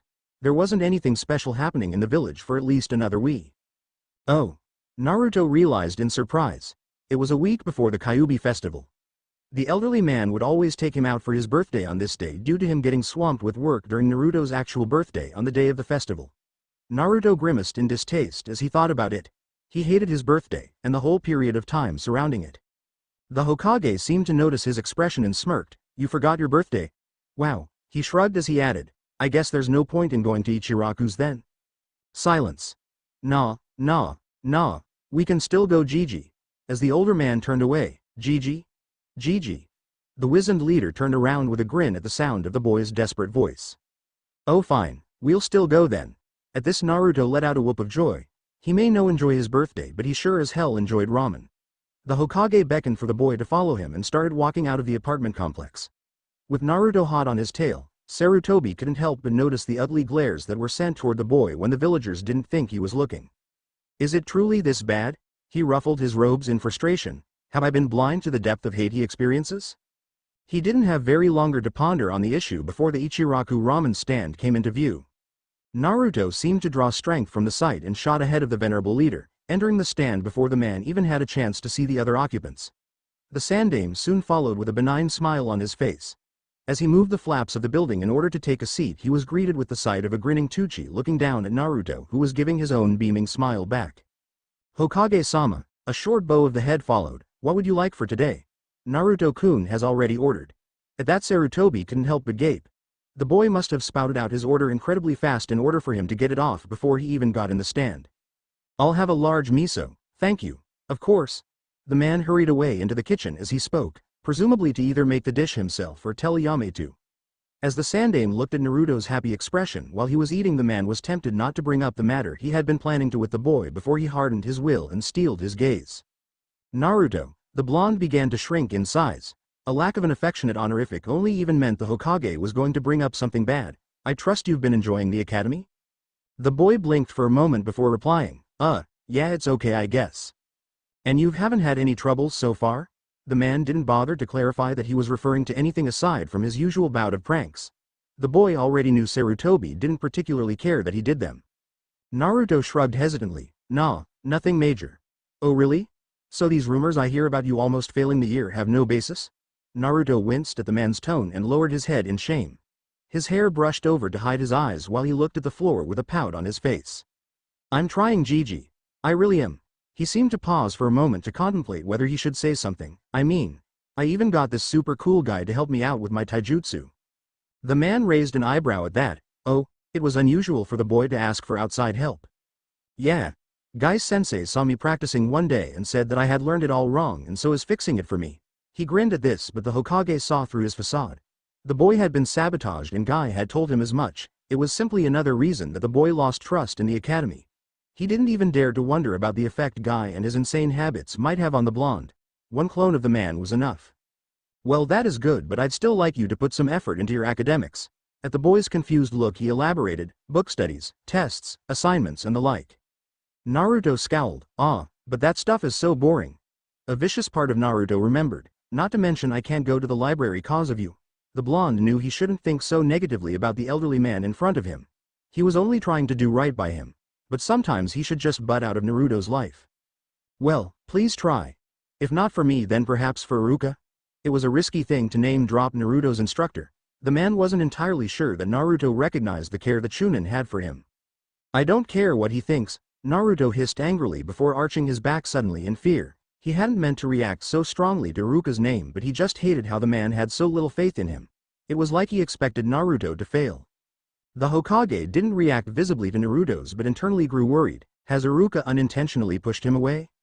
Warning bells were going off in his head. If the Chunin had caused a rift between them, then it meant another one of the Sandame's plans to make Naruto create bonds with the village had gone down the drain. The man knew he was both stretching his trust with the blonde and running out of viable people. In fact, the only ones left were Kakashi and Jiraiya, and hell would freeze over before either of them could ever handle Naruto at this time. But you care what I think, I hope? The man asked softly. Naruto looked horrified at the mere suggestion that he didn't value the Hokage's opinion. Oh, of course, Gigi. I'm gonna make you proud when I take that hat from you. Not for the first time, Sarutobi felt a pang of guilt strike him as he so blatantly manipulated the boy to suit his own ends. He also realized that at this point the boy only cared for him. It was both reassuring, because it meant he would be able to control the boy easily, and worrying, because what would his reaction be if he realized how much the Sandame was responsible for his problems? Well, to be Hokage you need to be smart, Naruto. He stared pointedly at the boy. Academics is an important aspect of being a good leader. Okay, I'll do better, I promise, the blonde bit out harshly. It seemed he was tired of talking about his failings and the Sandame didn't blame him. Today should have been one for celebration. Instead, it was being sullied by an old man's machinations. The man smiled benignly at the young child. I'm glad. Now we can move on to the more pleasant part of today. He patted Naruto patronizingly on the head. 9 years old, what a big day. Ah, Don't embarrass me, Gigi. The boy pouted and slapped his hand away from his head. So cute. Ayame, Tuchi's teenage daughter, announced as she pinched Naruto's cheek. Hey, I'm not a kid. Naruto's distraught tone only seemed to encourage her. The Hokage watched the scene silently with a content expression on his face. Regardless, it is your birthday today, Naruto. So I think it's time for a gift, no? As soon as he finished, the boy whipped his head around in manic delight, bouncing up and down on his seat. The Hokage laughed at the enthusiasm and pulled a scroll out from inside his robes. Handing the scroll over to Naruto, he explained, in that scroll is a clone technique called the Kage Bunshin. I feel that with your abnormally large reserves, and your tenant, that it would benefit you to learn this jutsu rather than the usual bunshin you'll be learning in the academy next year. He smiled softly at the boy's amazed expression. I know it's a bit early to give you such a technique, but consider it a birthday present. And an apology for getting you kicked out of the library. Thanks, Gigi. The boy jumped over and hugged the elderly man with a beaming smile on his face. The two remained like that for a few moments before the Hokage finally broke the embrace apart. Now, Naruto, his tone made the boy immediately pay attention. This is a Jonin-level Kenjutsu, so you must be careful with it. Read everything in the scroll. Especially the limitations and dangers of it. He stared at the boy intensely to get his point across. The only reason you're getting this is because of your unusual amount of chakra. Anyone else might die if they try to use it. The point he was making was obvious. Use it sparingly and don't teach it to anyone else. Of course, Gigi. You can trust me. The boy's wicked grin was not reassuring. When Fly followed Naruto out of his apartment to an abandoned training field with the Kage Bunshin scroll in his hands, he had expected to have to pick up a chakra-exhausted 9-year-old and lug him all the way to the hospital due to the combined foolishness of the child himself and the Hokage in giving him such a dangerous jutsu. He had been skeptical to say the least when the man had suggested giving it to him, not the least because the school year had ended for the moment and the child was thus unsupervised and bored. It was like a recipe for disaster with Naruto. Either he'd injure himself or someone else. Fortunately, or unfortunately, it had seemed he had chosen himself for the day, having headed toward a training ground in order to practice the dangerous and volatile clone technique. Needless to say, Fly was shocked, nay, gobsmacked when the boy had managed to summon 30 clones after a mere 3 hours of practicing. The boy too looked surprised if the expression every clones was wearing was anything to go by. Yada. 30 Narutos screamed in delight and the Anbu member had to refrain from holding his hands up against his ears due to the horrifying sound. Now not only could Naruto be extra loud, but he could have 30 of him around the village. Just thinking about the sheer anarchy and carnage that he could now cause made Fly shiver in fear. What had the Sandame done? He had created chaos incarnate is what? Naruto seemed to come to the same conclusion as every clone grew a devious smirk on their face at once. Before Fly had a chance to ponder the horror of the situation, every clone dispelled quickly and Naruto clutched his head in a moan for a moment. He soon got over the affliction that had harmed him and put his hands back together in the handseal that Fly was now terrified of seeing. Kage Bunshin no Jutsu. He shouted loudly across the field. A huge cover of smoke appeared across the training ground, covering everywhere from head to toe. As it slowly cleared, Fly staggered backwards and his eyes balked. Oh my god, it wasn't simply amazing, it was obscene. Hundreds of 9-year-old Narutos covered the entire field. He couldn't see where one body ended and another began. They were everywhere. Such a drain on the chakra source must have been insane, and not for the first time Fly wondered how truly powerful Naruto could become thanks to his tenant. Gifted with already large reserves, the boy was turned into a chakra behemoth with the fox. What he could do could no longer be considered human. And then, as quickly as they appeared, they all disappeared. Another eruption of smoke occurred. Once it dissipated, Fly was greeted with the sight of an unconscious and twitching Naruto in the middle of the field. The man stared silently in shock for a moment before laughing out loud.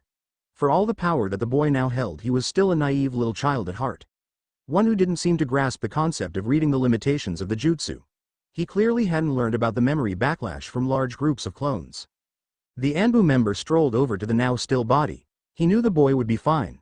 The fox would make sure of it, and so took delight in the momentary break from the usual madness that Naruto would force on him when he was assigned the job of watching over him. He picked up the blonde and stared at him for a moment before turning to walk toward the hospital at a sedated pace. You are most interesting, Uzumaki Naruto, and then he chuckled. The blonde boy entered the imposing building of the hospital quickly, darting through the halls without a care for who he might hit on the way. It wasn't like he would hit anyone anyway, he was Uzumaki Naruto, and there was also the fact that he knew this building like the back of his hand. He'd like to say it was because of his amazing pranking adventures in the area, but unfortunately it wasn't. He just spent so much time in the building either for injuries from such foolishness, injuries from other incidents, or because of the stupid damn checkups the Hokage always made him have. Honestly, since when did the great Naruto ever need to be checked over so often? Come to think of it, Naruto thought suspiciously, since when does anyone need so many checkups? He had never heard of a person having to visit the hospital so much and, to be perfectly honest with himself, he didn't know exactly why he had to anyway. Just what was it about him that made Gigi have him come to this building too often?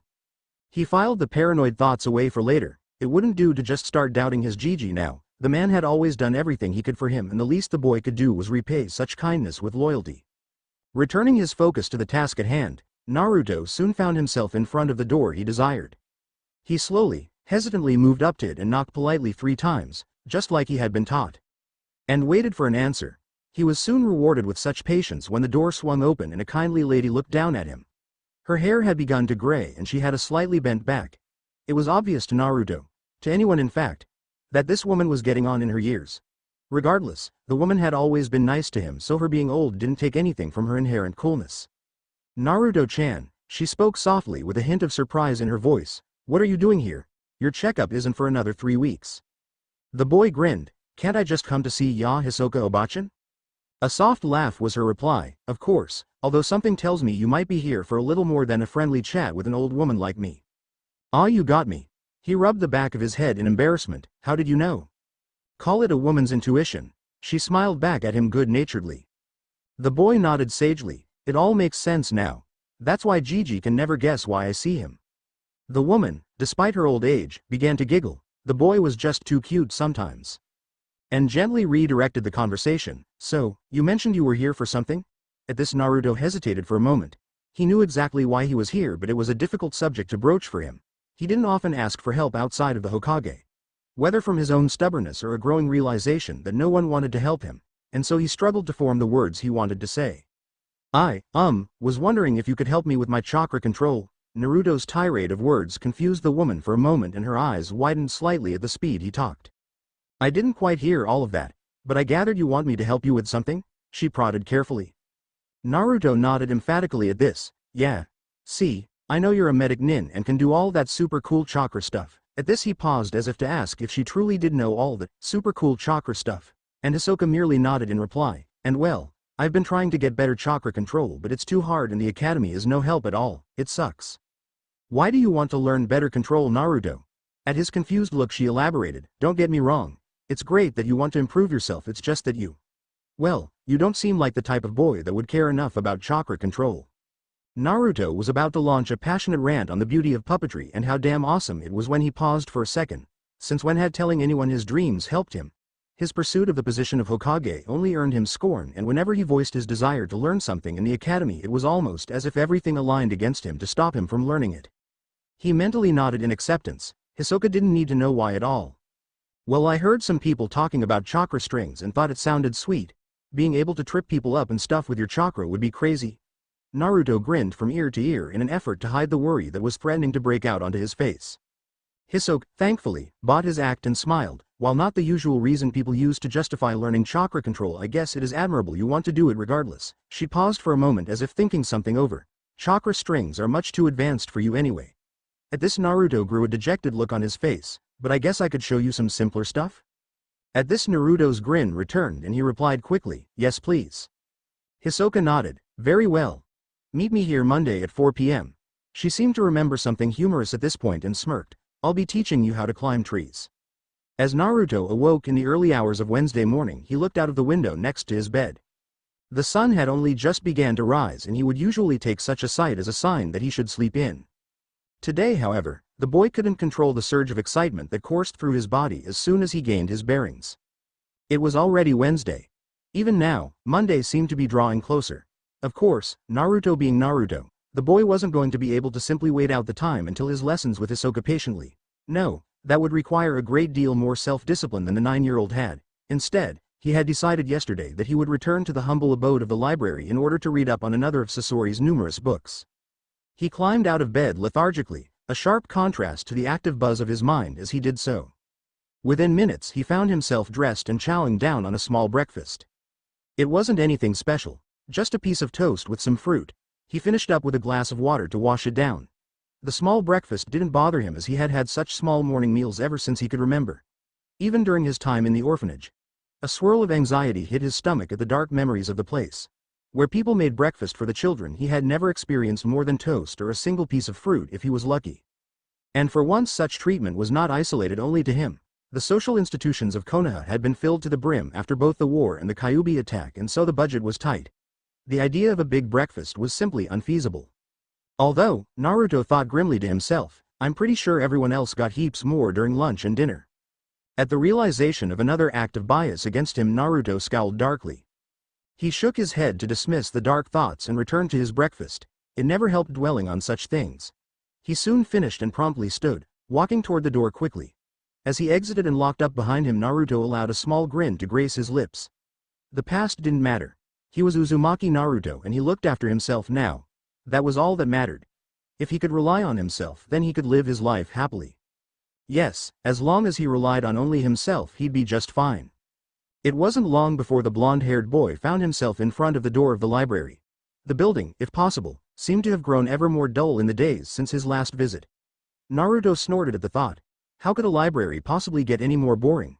The Uzumaki slipped into a nearby alley quickly, the act of putting a henge on himself quickly being something of a routine for him. Henge no jutsu. The boy whispered furiously, his chakra coalescing around him. In a poof of smoke, the blonde boy disappeared, only to be replaced by a taller, much more plain-looking brunette with a curious underbite. Naruto grinned slightly underneath the technique.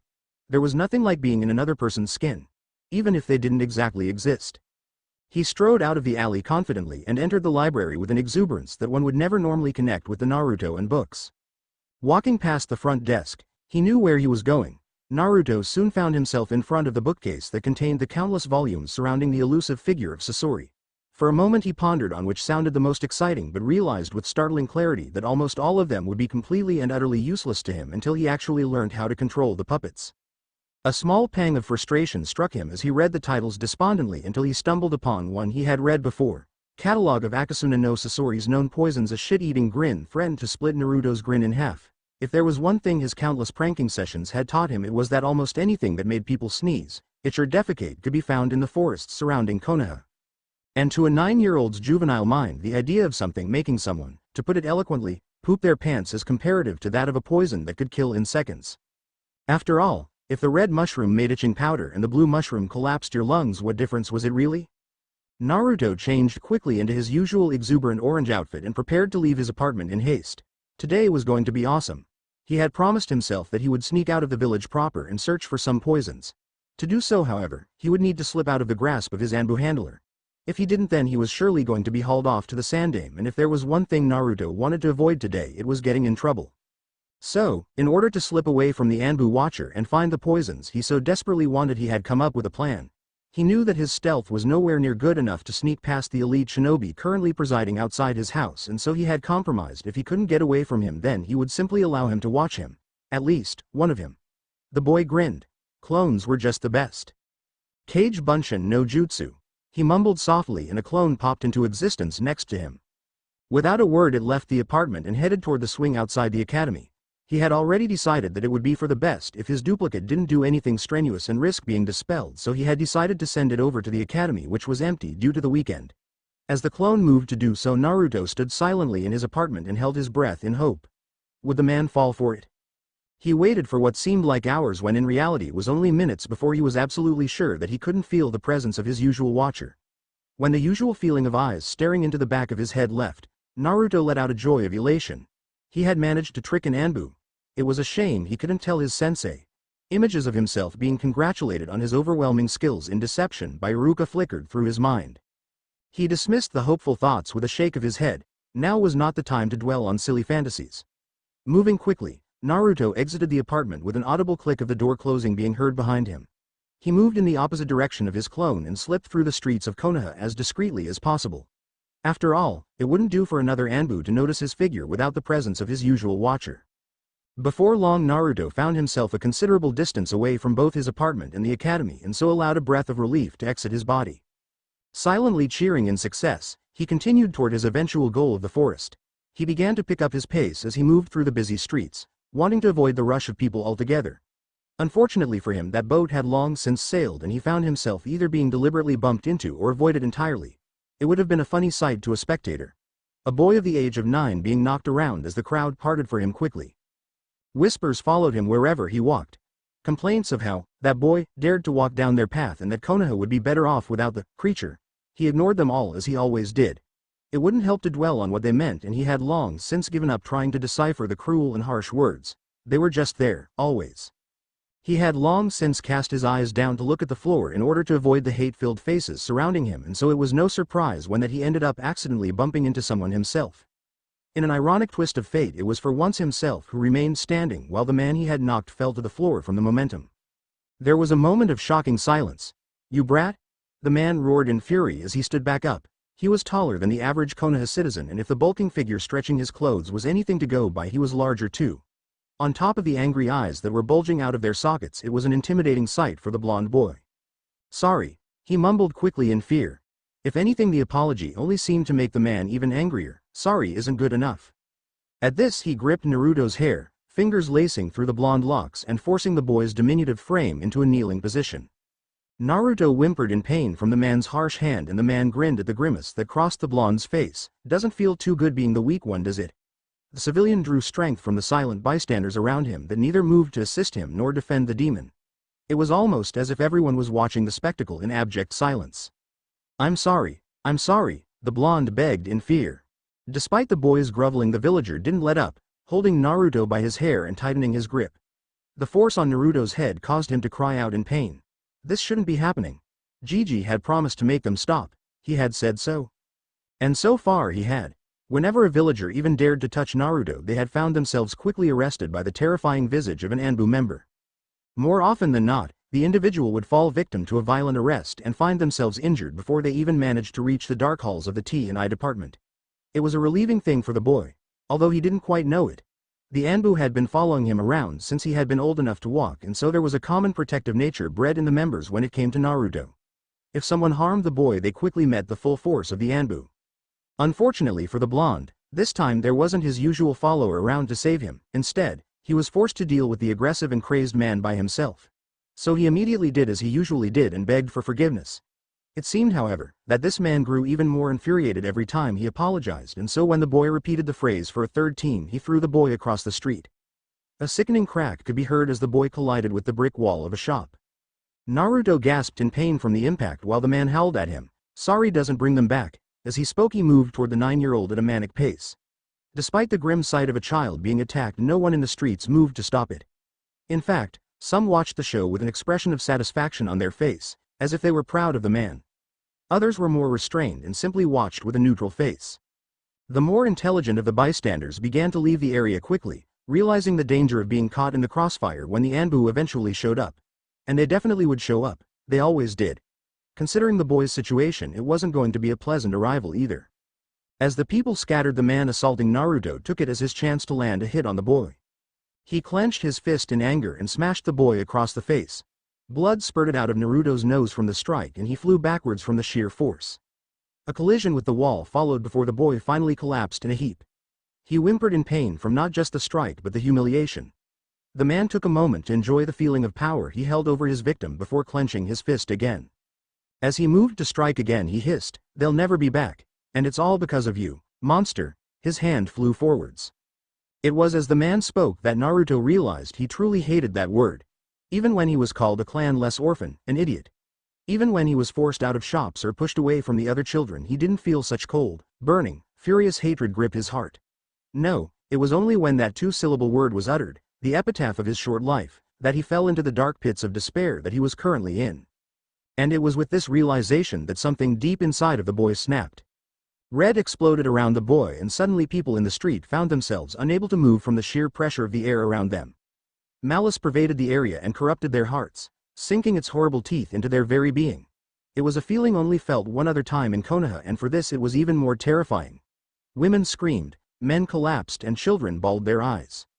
And within it all, a small 9-year-old boy stared at his aggressor with a set of malevolent crimson orbs. "Don't touch me." He was in his office when he felt it, signing some paperwork pertaining to a profitable trade agreement with Suna. When it burst onto his senses, he didn't believe it at first. There was only one other time he had felt such evil, and it simply wasn't possible that he could be feeling it again. It was only a moment of hesitance, a single fraction in time, but it was that sliver of a second that proved to the man how utterly serious the situation. He was the god of shinobi. He never hesitated, and that realization was all he needed to fling himself into action. Standing quickly, he barked out orders to the hidden soldiers in his office. "Bird, find Tenzo. He is to home in on my signal and come to my aid at once." The Anbu in question didn't acknowledge the orders, merely disappearing in a swirl of leaves. "Horse, gather 3 active squads. I don't care who. And do the same." She too didn't reply to the furious man in front of her and disappeared without a sound. After all, there was no time to speak. Sarutobi Hiruzen had a boy to find and maybe, just maybe, a demon to defeat. As soon as he touched upon the dark power, Naruto knew something had happened. It was like a dam had burst. He hadn't ever felt so magnificent, so incredible, so alive. A chakra was coursed through his veins unlike anything he had ever experienced before. Not only was it thousands of times more intense and heavy than what he usually felt, but it also contained a sort of malicious taint to it, almost as if it was willing the blonde boy to do damage. Fortunately for the man in front of him, as invigorating as the newfound strength was for Naruto, it was also incredibly new, and thus, shocked by the presence of it, he lost all control over the chakra and it quickly dissipated, leaving his body and the air surrounding him. The boy stumbled backwards in both fear and horror. Just what the hell was that? What the hell had happened? He didn't get very long to think on the issue, however, as the people around him suddenly realized they could move again. Pandemonium broke loose. Some of the bystanders screamed in terror. Others simply froze in shock. All, however, eventually retreated away from the seemingly unstable boy, not wanting to poke the proverbial bear and bring the feeling back. The man guilty of Naruto's state cowered backwards in complete and utter fear, terrified of what he had awoken. Monster! He hollered desperately, turning to run as fast as his legs could carry him. Naruto didn't chase him, once again struck by the word the man called him. This time, however, rather than a raging pit of anger, his stomach turned over in despair. He had felt the power, the desire, the unrelented evil that had coursed through him, and he had seen the fear that it had inspired in the people around him. Was this what made people so utterly terrified of him? Some sort of ability to pull dark power out of the very air? Use the power. An insipid voice interrupted his thoughts. His head flipped around in terror, trying to locate the source of the voice. If he didn't know any better, he would have thought it came out of no. Embrace it. Embrace your inner darkness, your true being. It cut through his thoughts again, this time with a sort of sickly glee. The blonde boy shook in fear. Was the voice inside his head, and what was it talking about? I speak only of truth. There was a pause. You desired the strength to fight back against that man. You wished to hurt him, to kill him. He, and Naruto knew it was a he, from the deep baritone of the voice, spoke softly at this point. I provided you with what you asked for. What he had asked for? He didn't remember wishing for anything. In fact, the only thing he had been thinking about was to get as far away from the man as possible. Retreat. Ha. Weak. The voice seemed to mock him here. No, kill him. Remove his taint from the land. Naruto shivered. He really didn't like where this voice was going. Rip him to shreds.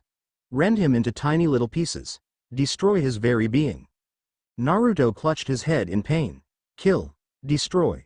Blood. Death. I demand death. Naruto didn't fully understand what the voice was doing, but all he knew was that he just wanted it to stop. He tore at his hair, a blinding pain striking him behind the eyes.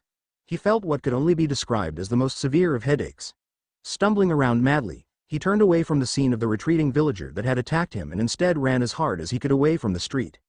Away from the scene of the crime, away from the frenzied panic. Away from the voice. The Anbu of the area, upon feeling the explosion of the Nine Tails chakra, converged quickly on Naruto's original location. Fly was just one such Anbu who felt the power coursing through the air. He was noticeably confused as, to his eyes, Uzumaki Naruto was sitting innocently on the swing outside of the academy. He was soon forced to understand the situation when the Naruto sitting in front of him suddenly popped and smoke whipped out around the area the boy had previously been holding. He had been tricked into watching a clone. At first he felt anger, both at himself for having allowed himself to be duped by a 9-year-old child and Naruto for having committed the treachery, until an intense feeling of worry assaulted him. Where was the boy? And what on earth had happened to him? He was under no illusions that he would simply find the boy unharmed. The dark chakra he had felt disrupted such beliefs. And so with a burst of speed that would make any Anbu member proud, Fly flew toward the location of the chakra. His mind whirled through the possible scenes he might stumble upon. The boy might have been attacked or, even worse, might have attacked someone himself. It was a scary thought, that the youthful boy that he had been assigned to might cause harm upon another.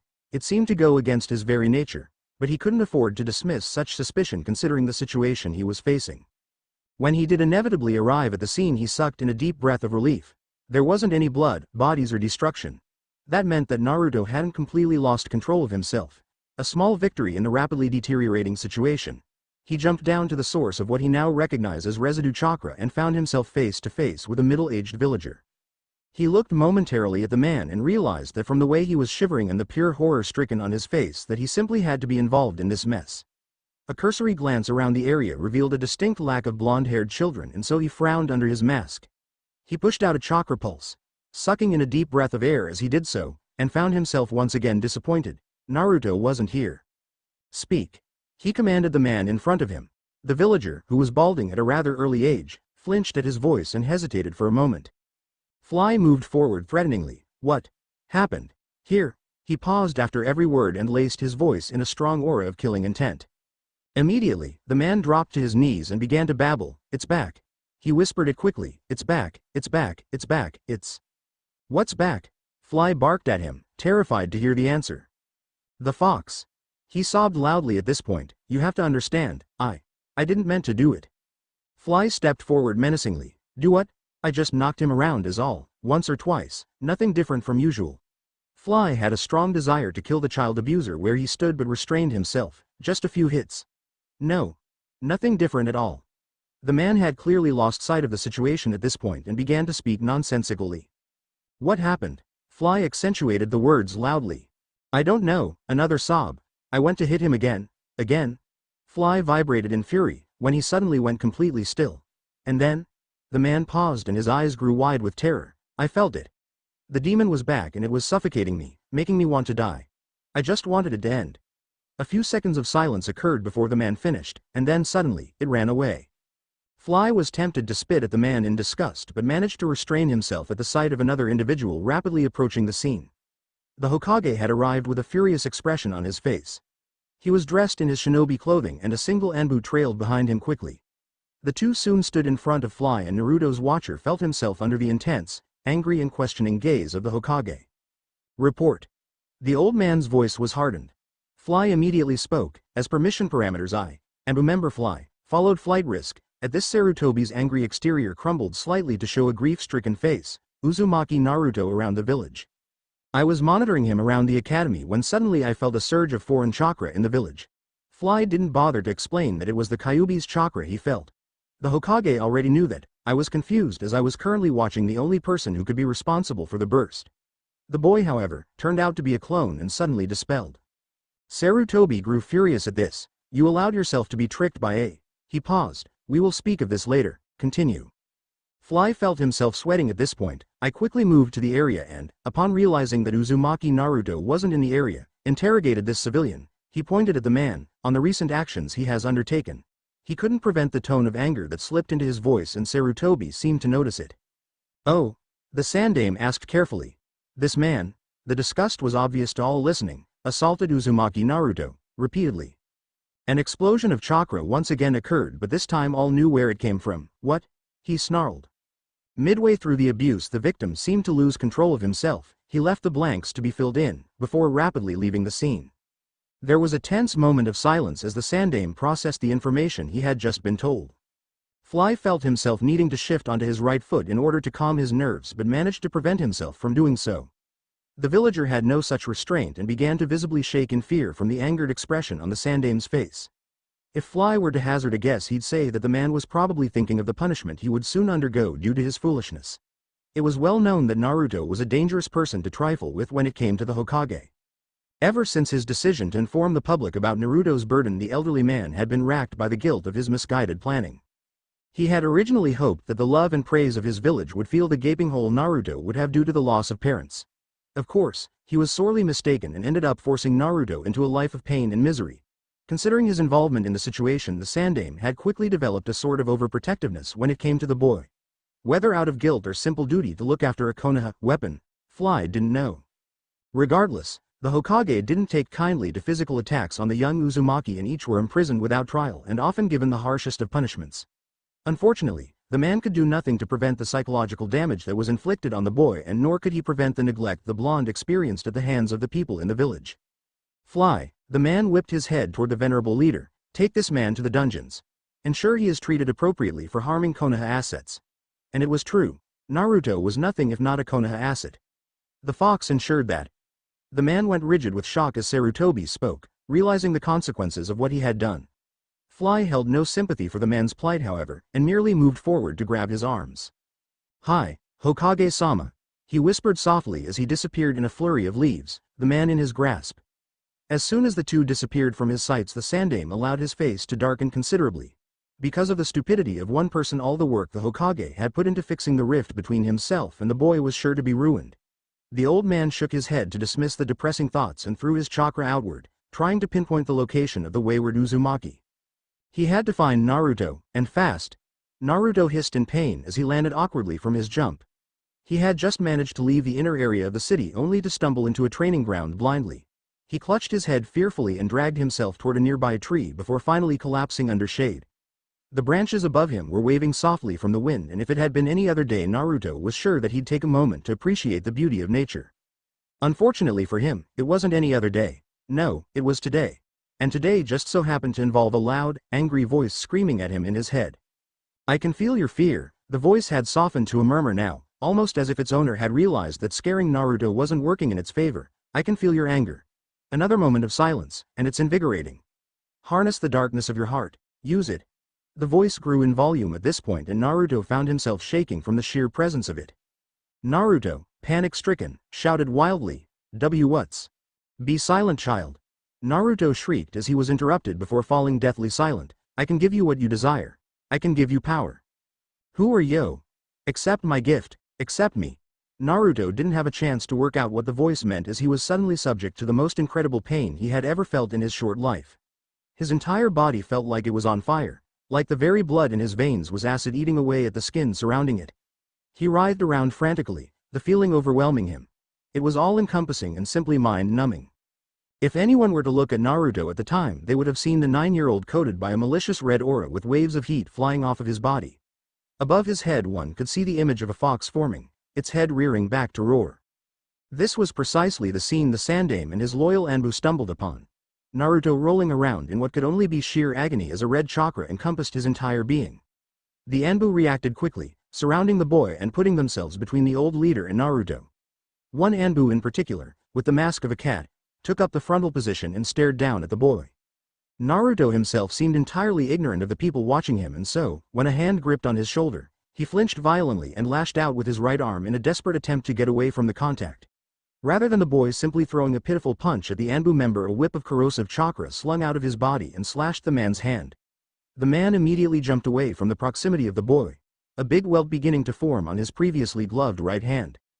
As soon as the Anbu member was sufficiently distanced from Naruto, the rest of the shinobi seemed to unanimously come to a decision. Having seen the danger Naruto was currently presenting, they moved toward the boy in a threatening manner, intending to put him down. Whether through harmless means or otherwise undesirable means, no one could tell. All they knew was that they had to suppress the dark chakra, and it was only when one of them drew a katana out and moved to slice at Naruto that they were finally interrupted in their quest of ending the boy. A furious voice broke the air, chakra lacing it and increasing its volume tenfold. "Don't touch him!" The Sandaime roared loudly. The shinobi in the area all flinched uncontrollably.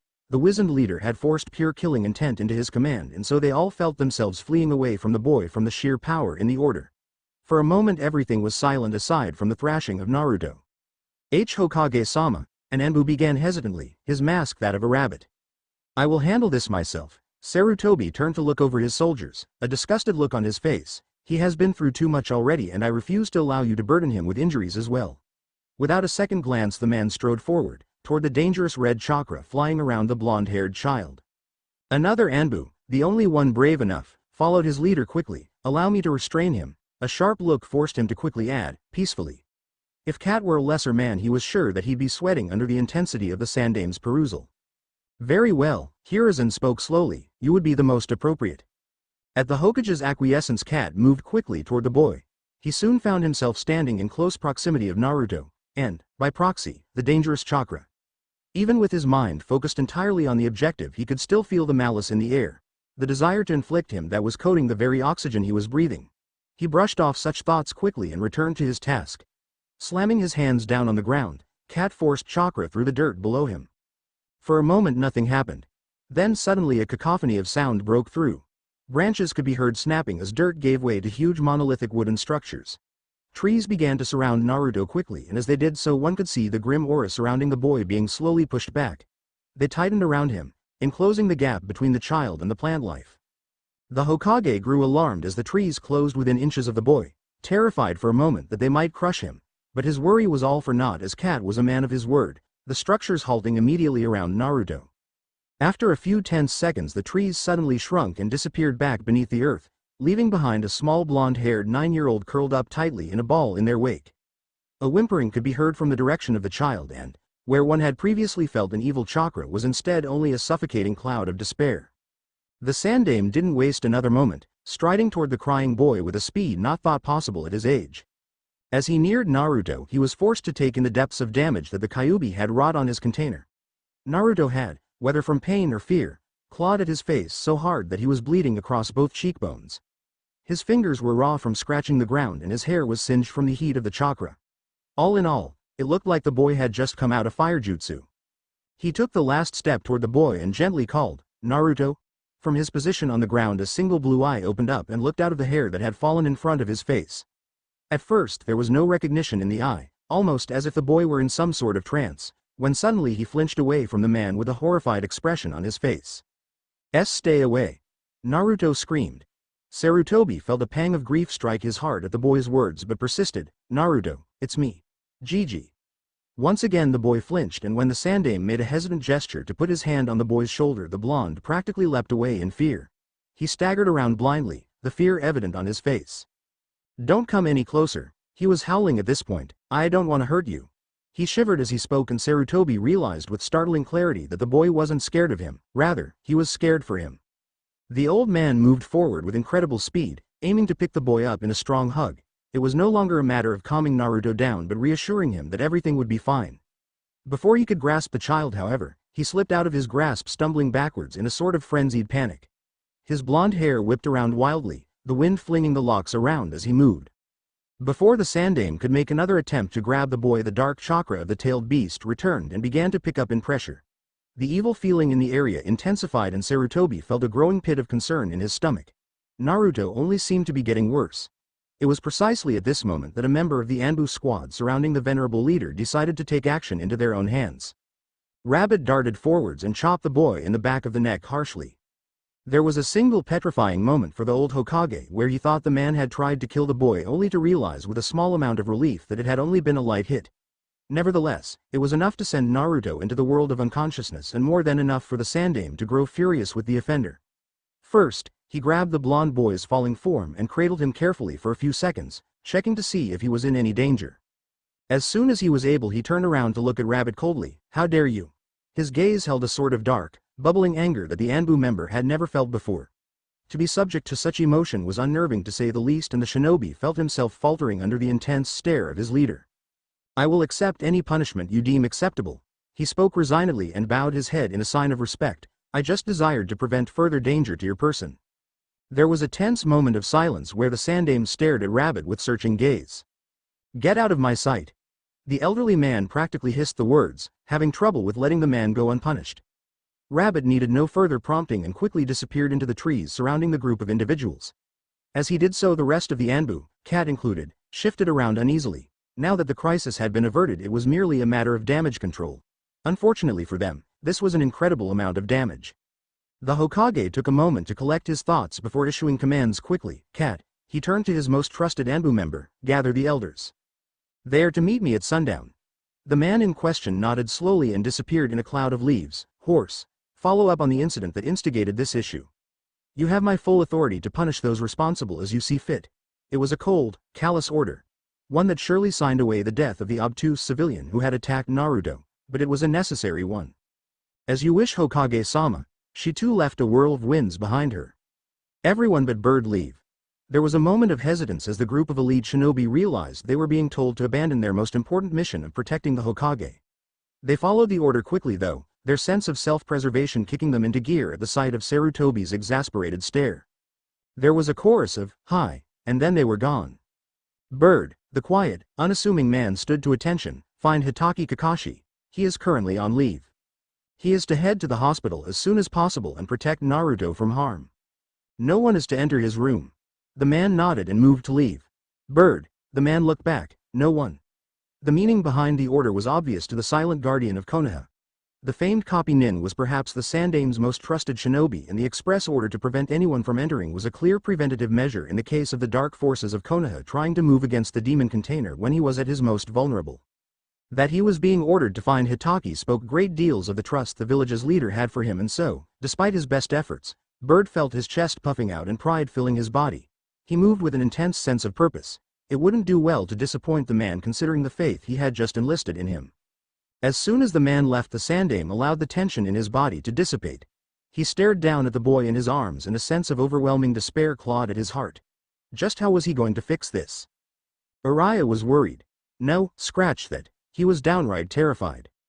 Fukasaku had appeared before him the previous night with a desperate sense of speed. The Elder Toad had hurriedly explained that the Great Toad Sage had summoned the two Elder Toads with a dark message. Something had changed in the currents of time, and he needed to tell Jiraiya something. Upon being informed, Jiraiya had dropped what he was doing immediately and allowed himself to be reverse summoned to Mount Myoboku. After all, there was really only one relevant thing for Jiraiya that could have changed: the prophecy surrounding his pupil. And that was something that, according to the Great Toad Sage, simply had to occur. Else, the world would collapse in on itself or some other melodramatic nonsense. Honestly, Jiraiya had been young at the time and so didn't really listen to the specifics. Regardless, the message had been clear. This prophecy better not fuck up.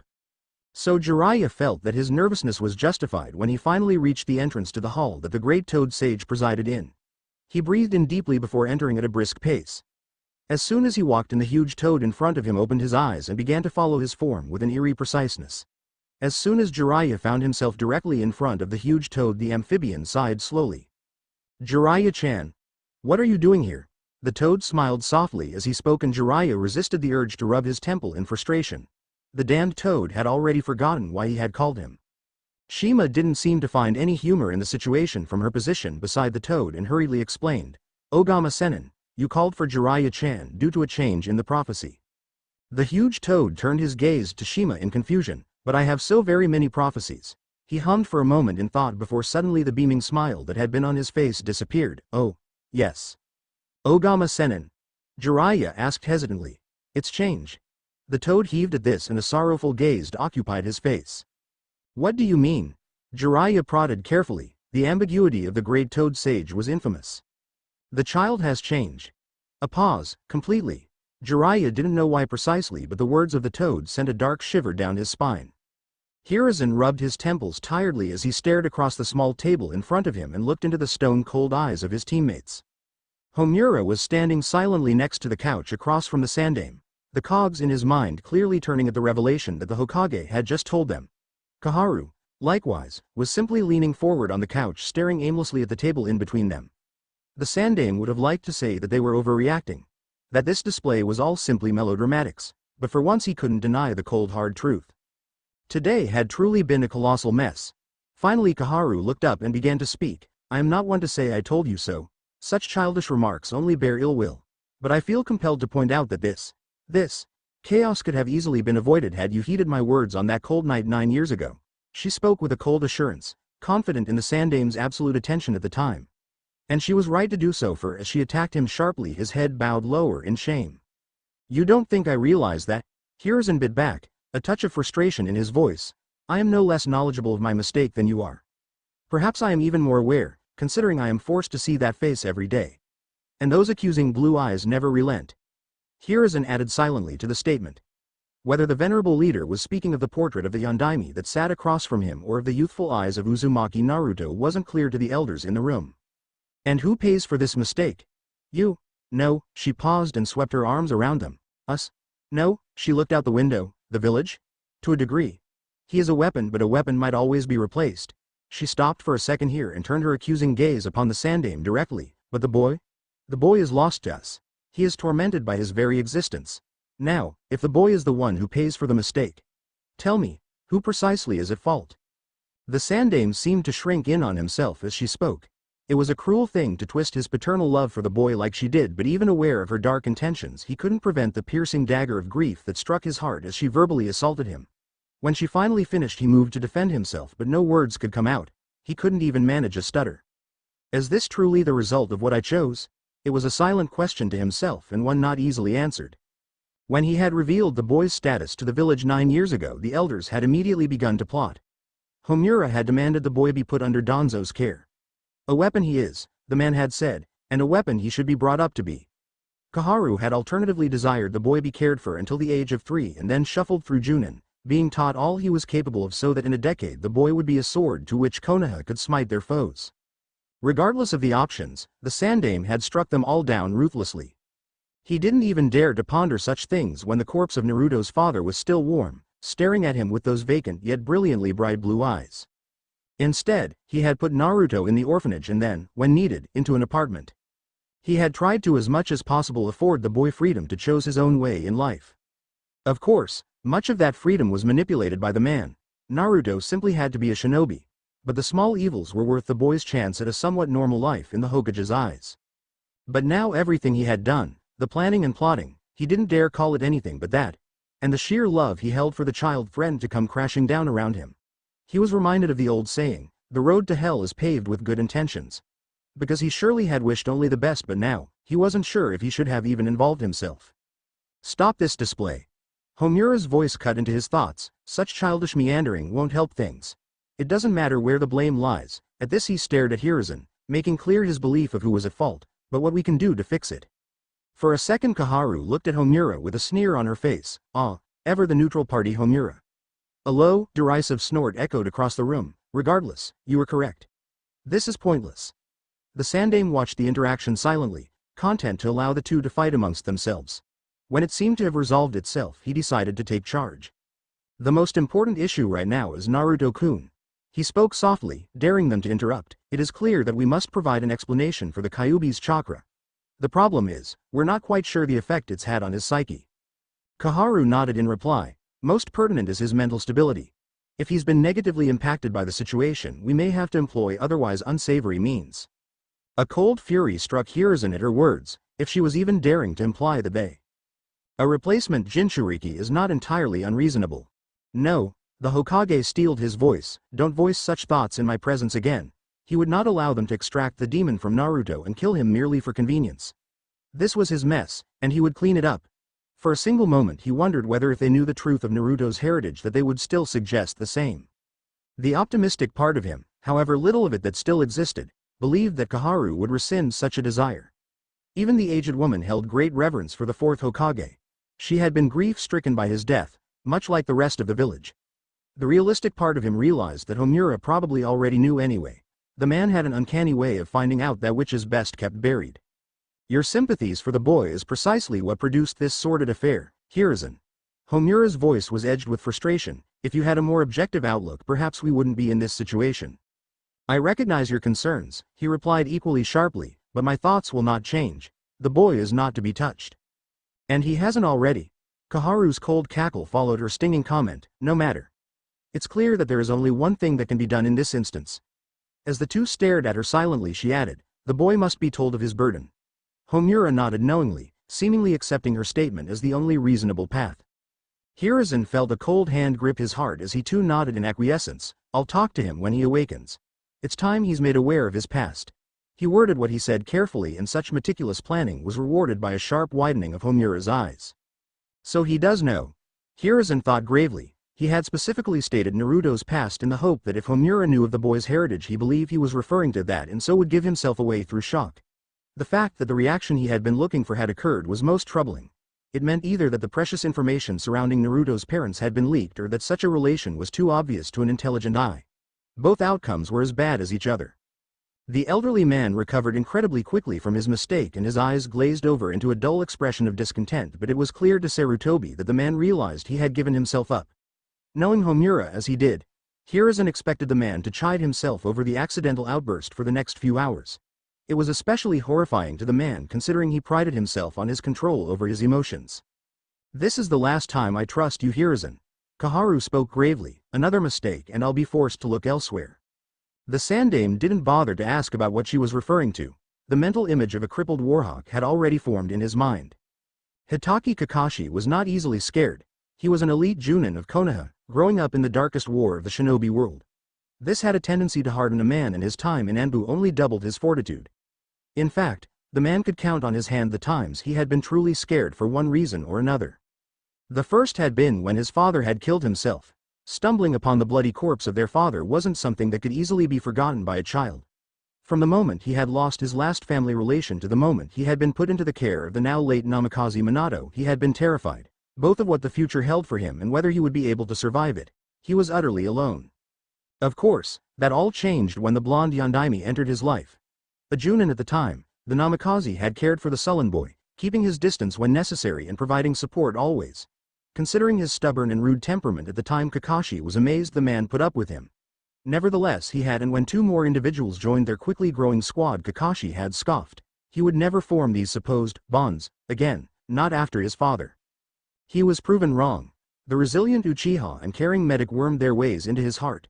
So much so that when Obito died saving him and he was utterly surrounded by the enemy, unable to protect Rin, he was once again scared. This time, there was a notable difference however. He was only scared for Rin, for failing Obito, and little else. Eventually his sensei saved the two and he was awarded a bittersweet victory. He had learned to love again, but at the price of the person who had taught him to. The most notable time he was scared, however, was that of the Kyuubi attack. Never before in his life had he been brought to his knees by sheer fear. It was both suffocating and horrifying all at once. Even being within kilometers of the monster had put him into a state of disrepute. He could hardly think straight, let alone fight against the beast. Such memories heightened his respect for the indomitable Yondaime and really put into perspective the strength of the man to face such a demon and come out victorious. And now he had another moment of pure, unadulterated fear to add to his list, once again courtesy of the Kyuubi. He had been out on patrol away from the village when a lone Anbu approached him rapidly. Noticing the frantic pace with which she was moving, Kakashi readied his weapons, prepared to deal with an invasion of Konoha or otherwise horrifying news. Instead, he was told something much worse. Naruto had been attacked. He had tapped into the Nine Tails chakra and was in hospital. Kakashi almost staggered from the emotional weight of the news. If there was anyone on the planet that Kakashi cared about now, it was the blonde boy. He was his sensei's son and, more importantly, his responsibility. It had been in man's will that Jiraiya or the Hitaki boy were the guardians of his children in the event of his and Kushina's death. Of course, as is common in his life, it was stripped from him. Both by the man who had also been scribbled down beside him and by the venerable leader of the village he had sworn to protect. When he had been told that Naruto was to be raised in an orphanage by the Sandame and Jiraiya, he had had a single fleeting moment of indecision where his mind conjured up images of him fighting the two and stealing Naruto away from the place, raising him away from the conspiratorial forces at work. He had smothered such a thought and accepted the decision of the two bitterly. After all, he was but a 14-year-old boy. The two in front of him were wise beyond their years. Surely they knew best. Now though, hearing that all of the oh-so-great Sandame's plans had collapsed around him, he was struck by two thoughts. The first was a desire to viciously rub it in the man's face with a cruel, "I told you so." The second was whether or not the choice to leave Naruto to their plans was a wise one. Such a thing inevitably led to the rather predictable soul-crushing guilt of failing his sensei that he always seemed to find himself in. He coldly hid that away, fearful of the effect it would have on him in light of the danger Naruto was in. And so the copy nin did as he always did when faced with adversity. In trouble you say? He flipped shut the porn book he had been reading. "I guess I better be off then?" he drawled apathetically. The Anbu member in front of him blinked momentarily in surprise at the lack of an emotional response but chalked it down to the copy nin's odd personality. It was well known that the legendary shinobi masked his emotions well. It was only when the Sharingan user disappeared before his eyes in a burst of speed the Anbu had never before witnessed that the man's true fear for Naruto was revealed. Bird shuffled nervously on his feet. The return to Konoha after informing Kakashi of the situation had been a laborious one. He had been essentially running on fumes as he entered the imposing gates of the village. Such exhaustion was only exacerbated when a nondescript Chunin had greeted his arrival with a swift summons to the Hokage tower. The quiet man had hoped he might be allowed a day's rest, but it seemed it was not to be. He forced himself to stand to attention when he heard the door open. It creaked ominously and he was met with the sight of a tired-looking Sandame entering the room slowly. As the door closed, the man flashed through a set of seals and Bird could feel the telltale signs of the chakra seals throughout the room activating. This could be a good or bad thing. It could simply be classified information or it could be a dark deed required of him. He prayed it was the former. The elderly man wearily dragged himself behind his desk and shuffled some papers on his desk before allowing a small sigh to exit his lips. For Bird the sight was shocking.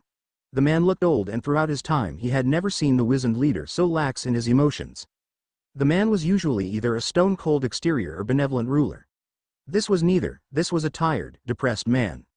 And in a moment it was gone, the iron-clad will of the famous leader replacing the visage. Bird. The Sandaime intoned. Following recent events surrounding Konoha's Jinchuriki, you have been reassigned to Operation Maelstrom. There was a moment of silence before it sunk in. He was to watch the Uzumaki boy. He wondered what happened to Fly and realized grimly that the man had obviously been demoted or worse for his incorrigible mistake, and because of that Bird now found himself with the duty of observation and protection of one of Konoha's most valuable assets. It was essentially a promotion, not of rank but of trust, for only the Sandaime's inner circle were ever trusted with the boy. Regardless, the Anbu member found himself worried of the task ahead. It was clear that the man in front of him cared greatly for the boy, and from Kakashi's reaction today the Junin was also connected. Adding the scattered rumors of the Toad Sannin's involvement in the boy's financial welfare, it was no surprise he was apprehensive. If he screwed up he was completely and utterly fucked. He saved a second to pray for the well-being of Fly. The poor Anbu member had well and truly ruined his career, at least for the foreseeable future. Before I make this official I will make something clear. Failure in any way, shape or form is not acceptable. The man paused for a moment. If another incident like today occurs there will be some serious consequences. Both for all involved and the boy himself. Bird found himself sweating a little under the mask. If you screw this up Another pause. I will be forced to take drastic actions.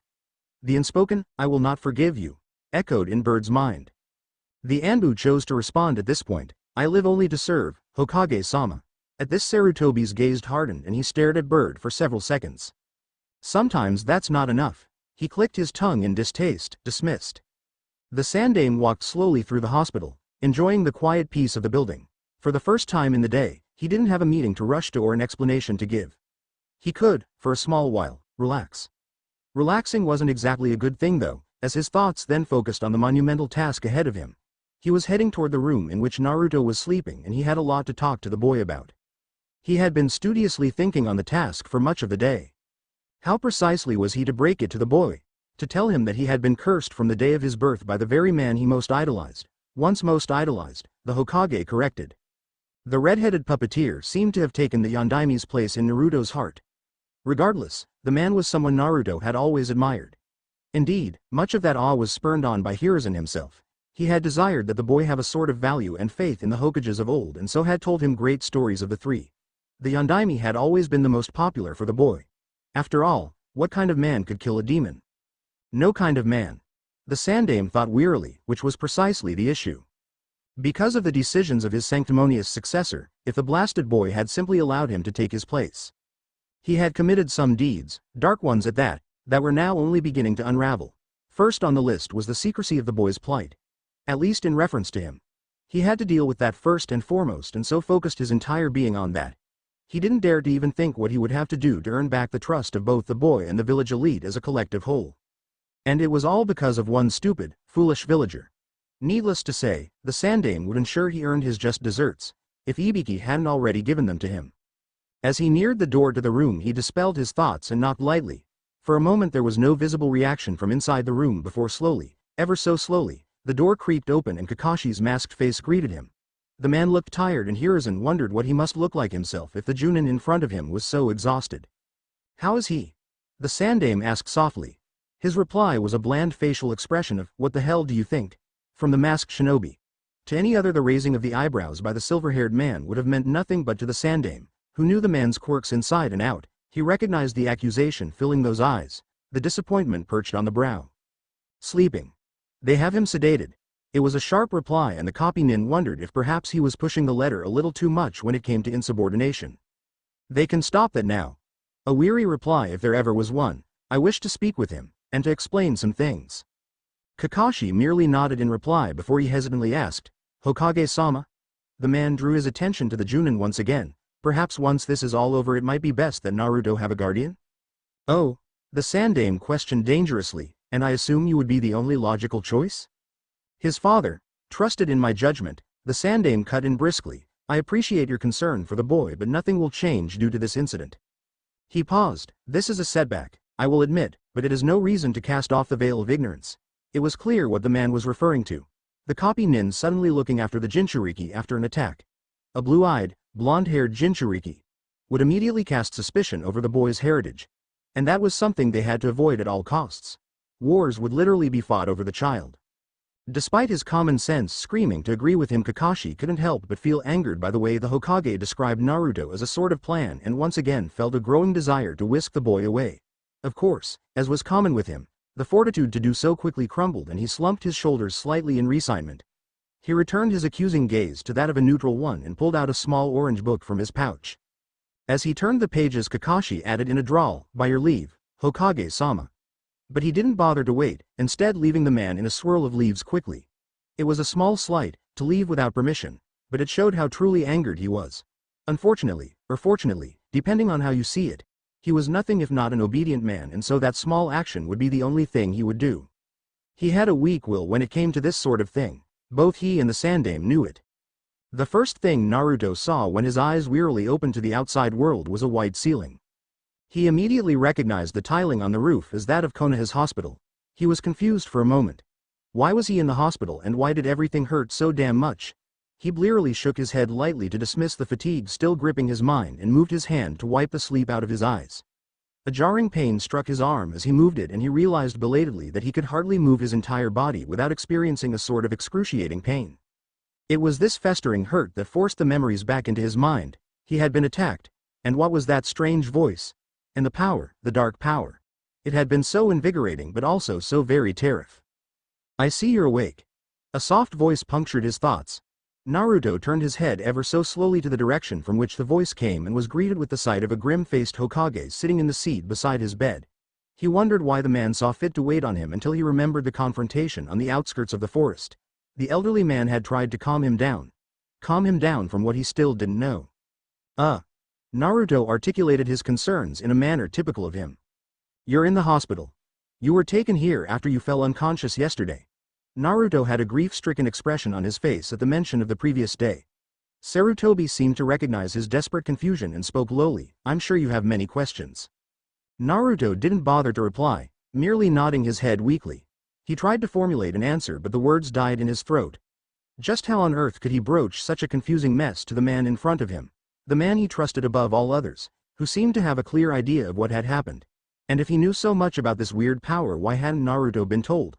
It reeked of dark intentions to the boy. "Very well," the Hokage sighed, "I guess I should start at the beginning." He rubbed his temples at this point before speaking carefully. "Naruto, what date were you born?" The boy looked at him in confusion. "October 10th. His voice came out scratchy and his whole body vibrated in pain as he spoke. "A particularly significant day. 9 years ago on that very day the Kyuubi attacked, causing terrible destruction. Thousands died, entire structures were leveled." The man looked squarely in his eyes, and in spite of this all, a small, blonde-haired bundle was found on the doorstep of the hospital by a very special man, the leader of our village. "Me?" the boy asked dumbly. What was the Sandame talking about? Did he mean th? The Yondaime picked up this child. A babe barely out of the womb, and within the twinkling eyes of that child he found salvation.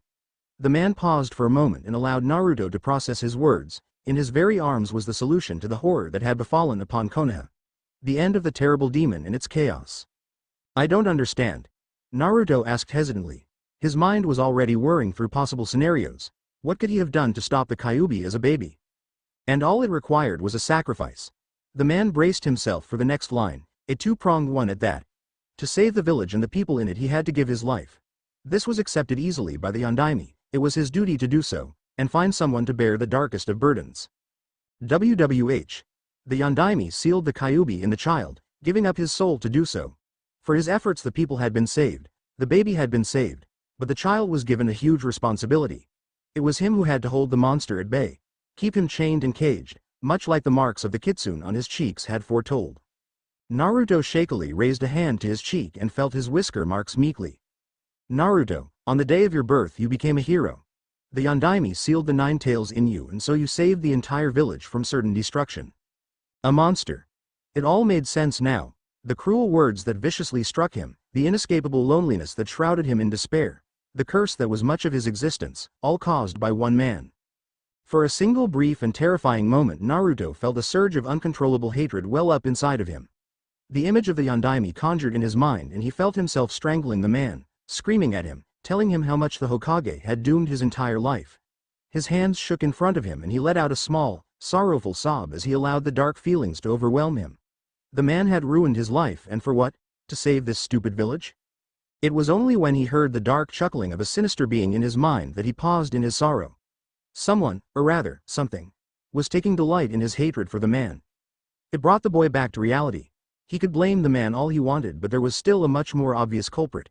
The large fox that somehow presided within him was directly responsible for all his pain.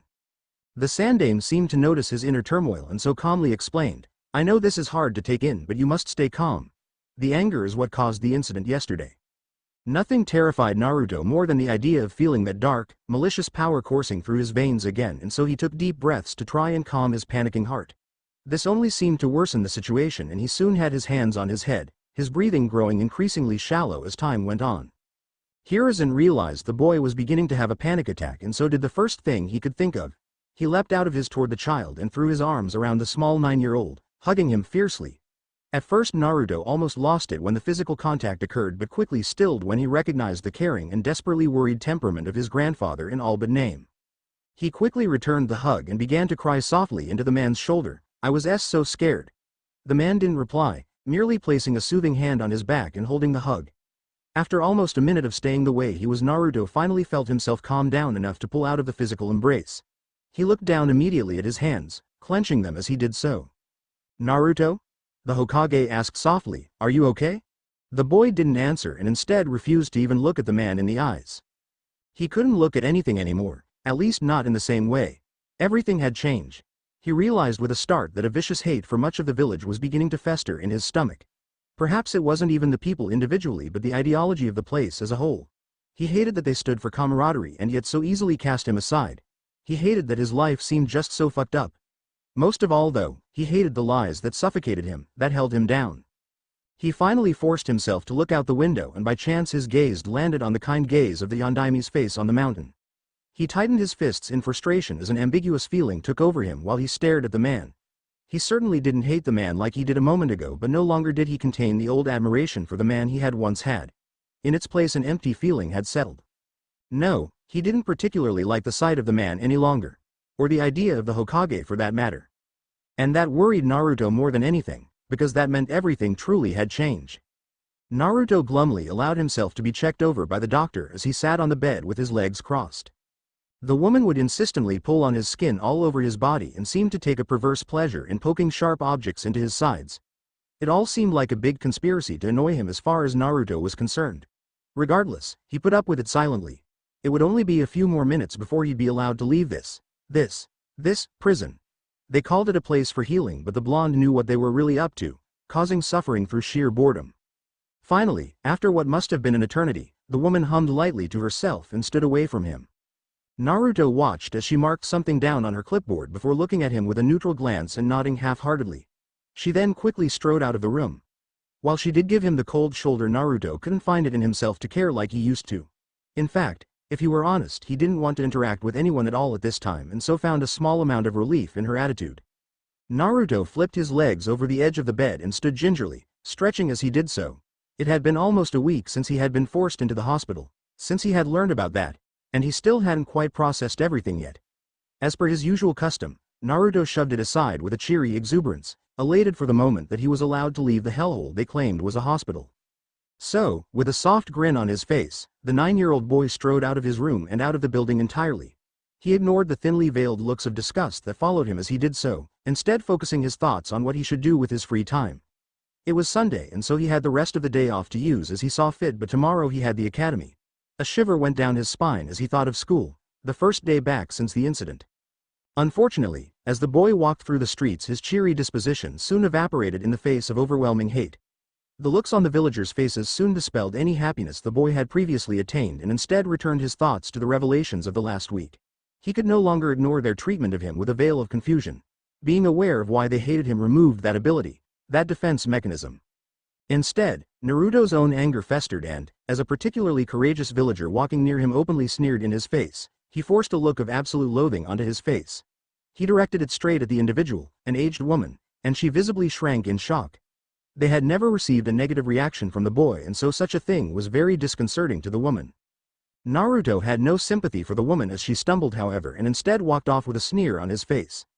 As he did so, an abject silence fell over the civilians in the immediate area. The woman in particular couldn't find her voice as she stared at the boy's retreating form. Eventually activity in the street resumed and people went on their way. A seed of doubt had been planted in their mind though. The Uzumaki brat was getting out of control. Naruto meanwhile quickly found himself in front of his run-down apartment. He walked through the doors quickly and climbed the stairs. As he strode through his level, he ignored the countless doors coated with dust from disuse.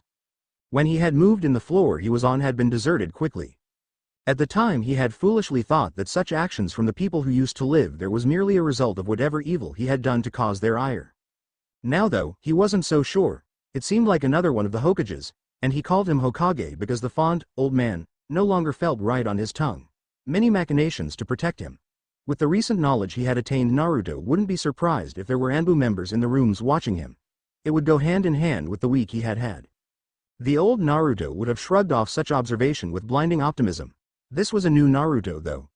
And as he stood in front of his grimy door, he, for once in his life, couldn't find the spark inside of him that he always relied on to cheer himself up. Iruka was very confused. Upon walking into the chilly classroom in the early hours of Monday morning and seeing Sasuke and Naruto present, he had prepared himself for another difficult day of teaching and, as the teaching staff called it, Kyuubi watching. The term had little to do with the demon himself and more to do with Naruto's position as chief troublemaker in the school. From first glance, however, it seemed the boy wasn't entirely himself. He was wearing a dark look on his face and occasionally looked as if he were struggling with himself. Sasuke had even noticed it. The Uchiha had sent confused glances at the blonde boys several times as they waited for the rest of the class to filter in. At least, Iruka assumed they were confused looks. One could never tell with the gloomy child. Regardless, Naruto seemed locked in his own world, oblivious to the stares he was receiving. When everyone had finally arrived, Iruka had started the lesson hesitantly with a small amount of worry worming into his brain. What if Naruto was distracted because of a prank he had planned? Iruka was a patient man, but even he couldn't handle stupidity from the brat on a Monday morning. As the hours passed, however, Iruka was forced to concede that something was truly bothering the boy. He internally shrugged. It really wasn't his problem and the boy wouldn't talk to him even if he asked. It was time for some taijutsu practice anyway. He looked up at the class. They were reading a chapter of their course text, and cleared his throat to gain their attention. Class, today we'll be having some taijutsu practice. A short series of happy murmurs erupted in the class. Head outside and I'll join you in a moment. The class needed no further instruction as they're all scampered quickly to get out of the stuffy room. Sasuke trailed behind the group of happy 9-year-olds calmly, while even further behind him Naruto followed slowly. Iruka and the children soon found themselves in the academy clearing. Usually Iruka would have an assistant to help with the matches, but today he was alone. Mizuki had called in sick. He moved to the front of the group quickly. Iruka smiled softly. We'll be doing some one-on-one work today. The rules are as always, nothing too harsh, victory through forfeit or my signal. He looked around at the attentive class and grinned. If there aren't any questions, we'll get started right away. Shoji and Shino, you'll be first. Two students moved to the center of the sparring area quickly. Shoji had a nervous look on his face, while Shino, with his high collar and sunglasses, was impossible to read. As soon as the children were in the middle, Iruka moved to the center and announced lightly, begin. It was a quick affair. Shoji seemed unwilling to use his full strength on the boy and instead opted to lightly touch the aburame as a signal of his strikes. This eventually resulted in a victory for the bug user, and Shino deliberately took one of the strikes to sweep the large boy's legs from under him and then hold him in submission. As the two struggled, Iruka quickly moved to intervene. That's enough, boys. Good work, both of you. He looked at Shino. I wouldn't recommend you do that in a real battle though. Shoji meanwhile was told, and you really should start using your full strength. The two had the decency to look slightly embarrassed, although with Shino you never truly knew. The Chunin teacher looked at the rest of the class and hummed to himself before announcing, Kiba, Naruto, it's been a few months since you last faced off. How about you go in the middle? Kiba grinned viciously at this and boisterously exclaimed, I won't even need to break a sweat to win this. Iruka sighed in exasperation at the boy's arrogance before looking to Naruto and waiting for the traditional retort involving the boy and dog breath. Instead, He was subject to a glowering Naruto whose already irritated expression darkened into a scowl as he heard the Inuzuka speak. Iruka hesitated for a moment. It wasn't like the blonde to be so sullen, and remembered hearing about some sort of incident to explain Naruto's recent absence from class. Regardless, the Hokage had firmly told him not to intrude, and so he moved in between the boys quickly. Begin. Nothing occurred for a short moment. Kiba seemed content to size up the smaller boy in front of him while Naruto didn't even seem to be paying attention to the dog user. An angry look broke across Kiba's face at this. He didn't like being ignored. "Oi loser," he shouted smugly, "you ready to get your ass kicked?" There was no response from the blonde. "What's wrong? Cat got your tongue?" Iruka paid attention to the trash talking with a small amount of caution.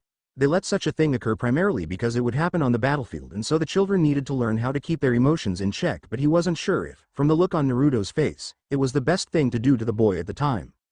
"Hey. Go figure." Kiba smirked evilly. "Of course you'd turn into a mute after getting beat up. I heard some villager finally taught you a lesson." Naruto tensed at this, probably realized what a freak you were and decided to fix ya. There was a sharp increase in tension around the blonde boy, but only Iruka seemed to notice it.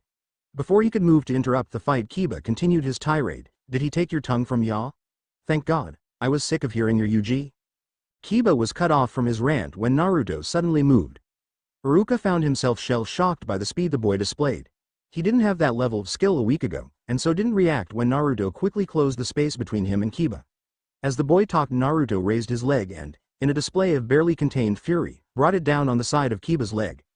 There was a loud crack before the boy collapsed to the floor, unable to continue his speech. For a moment nothing happened before suddenly Kiba screamed. It was an agonizing one, and it seemed clear to the group that the boy's leg had been broken. As he rolled around moaning in pain, Iruka darted forward and looked at the boy's leg. It was jutting out at an awkward angle, and any doubt the man had previously had about the scream was now gone. Without a moment's hesitation, he summoned a water clone from the nearby pond and instructed it to take the boy to the hospital.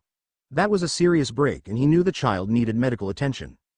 As he moved, the rest of the children looked over at Naruto, who was still standing silently at the spot he had kicked Kiba from. A few had a look of fear on their face. They had bullied the blonde mercilessly, and seeing their victim ruthlessly injure one of them was a terrifying thing.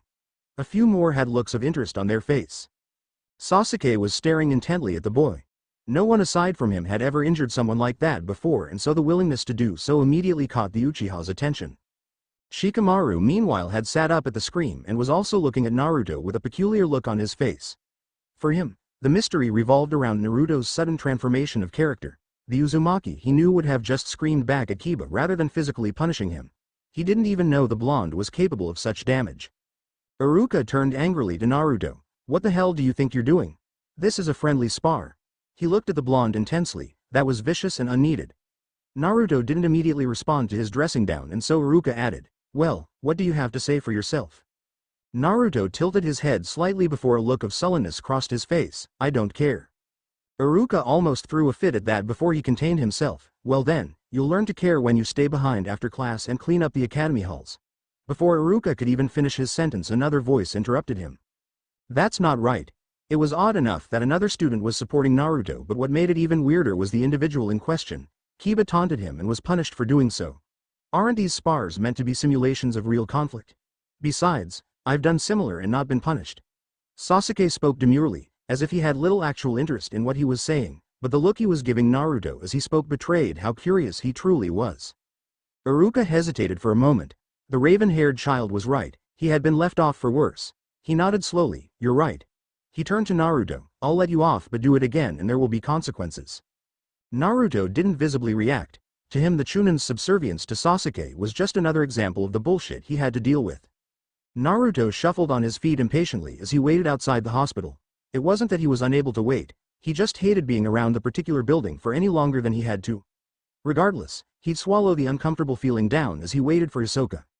If the elderly lady was nice enough to help him out, then she was worth it. After all, she had offered to help in his puppeteering when the Sandaime had refused. Naruto hesitated. That logic was kind of right. The Sandaime did refuse to help with his chakra control, and Hisoka did offer to teach chakra strings, but neither really knew that the boy desired their help mainly for his pursuit of puppeteering. And if Naruto could help it, they would stay ignorant. Everyone would. It wouldn't do to trust anyone anymore, seeing as how many lies he had been fed throughout his life. Plus, it was also way more badass to be a secret puppeteer. As Naruto moved around nervously, he heard the distinct sound of someone walking toward him and so turned quickly in the hopes that it was Hisoka. His wish was granted as he bore witness to the elderly lady hobbling toward him slowly. "Hisoka Obachan." Naruto grinned and ran up to her. "Naruto, it's good to see you." She smiled softly. "It's also good to see you've remembered to show up at the hospital. For once." Naruto had the decency to look embarrassed at this. He had several times previously conveniently forgotten to come for one of his many checkups. But hey, this time he did show, although it was primarily for his own gain. But still. "Yeah, about that." Naruto stammered. Hisoka giggled lightly. "I'm only joking, Naruto-chan. Come, I believe we have some training to do?" Naruto nodded emphatically. "Yep. Chakra control, remember? Of course. Follow me." At this, Hisoka began to walk in a direction away from the hospital. Naruto scrambled to catch up as the lady moved, momentarily surprised at how agile the aged woman was. They darted through the streets of Konoha quickly, and it was obvious the woman had a specific location in mind as she twisted and turned through the crowds of people and streets alike. Before too long they were standing in front of what appeared to be a small forested park. Naruto knew better, however. It was clear that the place was a training ground. Hisoka walked over to a tree and beckoned Naruto over. "As I'm sure you know, chakra control is a vital part of being a shinobi. Without sufficient control over one's own abilities, it can become impossible to manage even the simplest of tasks. Likewise, without sufficient power, even the greatest chakra control cannot conjure more than a wisp of energy." The woman hummed lightly as she spoke, her eyes closing in reminiscence of her own lessons decades ago. "The key is to maintain a balance. Most people begin with a small chakra reserve and thus better control and work to even the two out. Sometimes, however, individuals are born with a great, incredible imbalance on the side of the chakra itself. Jiraiya of the Sannin and our beloved Hokage Sarutobi Hiruzen are examples of just such men. In their youth they could bring forth 3 or even 4 times as much as their comrades. Fortunately for them, they were able to, through the use of sheer determination and hard work, force the balance. She paused at this point to see if Naruto was still following. "So they had to work more on control, right?" Naruto asked curiously. "Precisely. They performed control-dependent exercises constantly until they were finally content with their progress. From what I have heard on the grapevine, you are one of these individuals to be born with the scales tipped in favor of power. It is incredibly rare for someone your age to have such an imbalance, and I can't even guess what caused it." "The fox, obviously." Naruto deadpanned. "The woman was blindsided, you know?" Naruto glowered slightly at this. Only recently, Hisoka could practically feel the tension radiating off of the child and so decided to change the subject. "Yes, well, because of your burden you are in a particularly difficult position. Your chakra is naturally more dense. This means it packs more power but is also harder to control. And the size of your reserves? To put it lightly, when you are older it will be immeasurable." Naruto almost grinned at this. About damn time something worked out for him. This also means you'll have to work doubly hard to ensure you have decent chakra control. At this, Naruto growled internally. Decent wasn't good enough. He had to have perfect chakra control if he wanted to be a puppeteer. "So I thought we'd start off with something genin level in control. It is classified at that level only because of the chakra reserves required to maintain the technique. Fortunately for you, that shouldn't be a problem." At this, Hisoka walked towards a tree at a sedated pace. "Now, how would you like to learn how to do this?" As she spoke, the elderly woman continued walking straight onto the tree until she was literally standing on the tree branch itself, her feet sticking to the bark. Naruto's jaw dropped. "Yes, please." There was a skip in Naruto's step that wasn't often seen nowadays as the boy raced back to his apartment. His Anbu watcher observed the happiness the boy was projecting in curiosity. When the day had started, the boy didn't seem nearly as exuberant as he was now. In fact, the bird, found himself entirely confused by the situation. He knew it had occurred after the boy's visit to the library, having hanged into an entirely different-looking child to avoid the common dislike he was faced with by the staff. Regardless, the man felt little desire to actually pursue the matter, instead choosing to find a comfortable roof to watch the apartment from. Naruto himself knew exactly why he was in such a fantastic mood. He'd read further into some of the texts Konoha had on puppetry, and nothing cheered him up like learning about the art. He was beginning to realize that what had previously been his own childish curiosity was now becoming an obsession. He no longer wanted to learn simply because Sasori had seemed so damn cool, which he definitely still was, but because the idea of puppetry itself fascinated him. He wanted to know how it worked, the way the chakra pulled the limbs of the puppet, the way the limbs of the puppet reacted to commands, the way the limbs were made, where he could find the materials required to make the limbs, the planning behind creating a puppet. The list was endless, and today, while researching, he had realized that in order to successfully build puppets for himself in the future he'd need money. Unfortunately for him, He was in short supply of it. The orphan stipend provided by Konoha did little other than support the very necessities. Sure, he could save up a little every month, but the end result would be meager and nowhere near the amount required to purchase the materials he'd need. Of course, Naruto didn't know that he himself owned the entire Uzumaki fortune due to his mother's position as sole recognized member of the clan at the time of her death.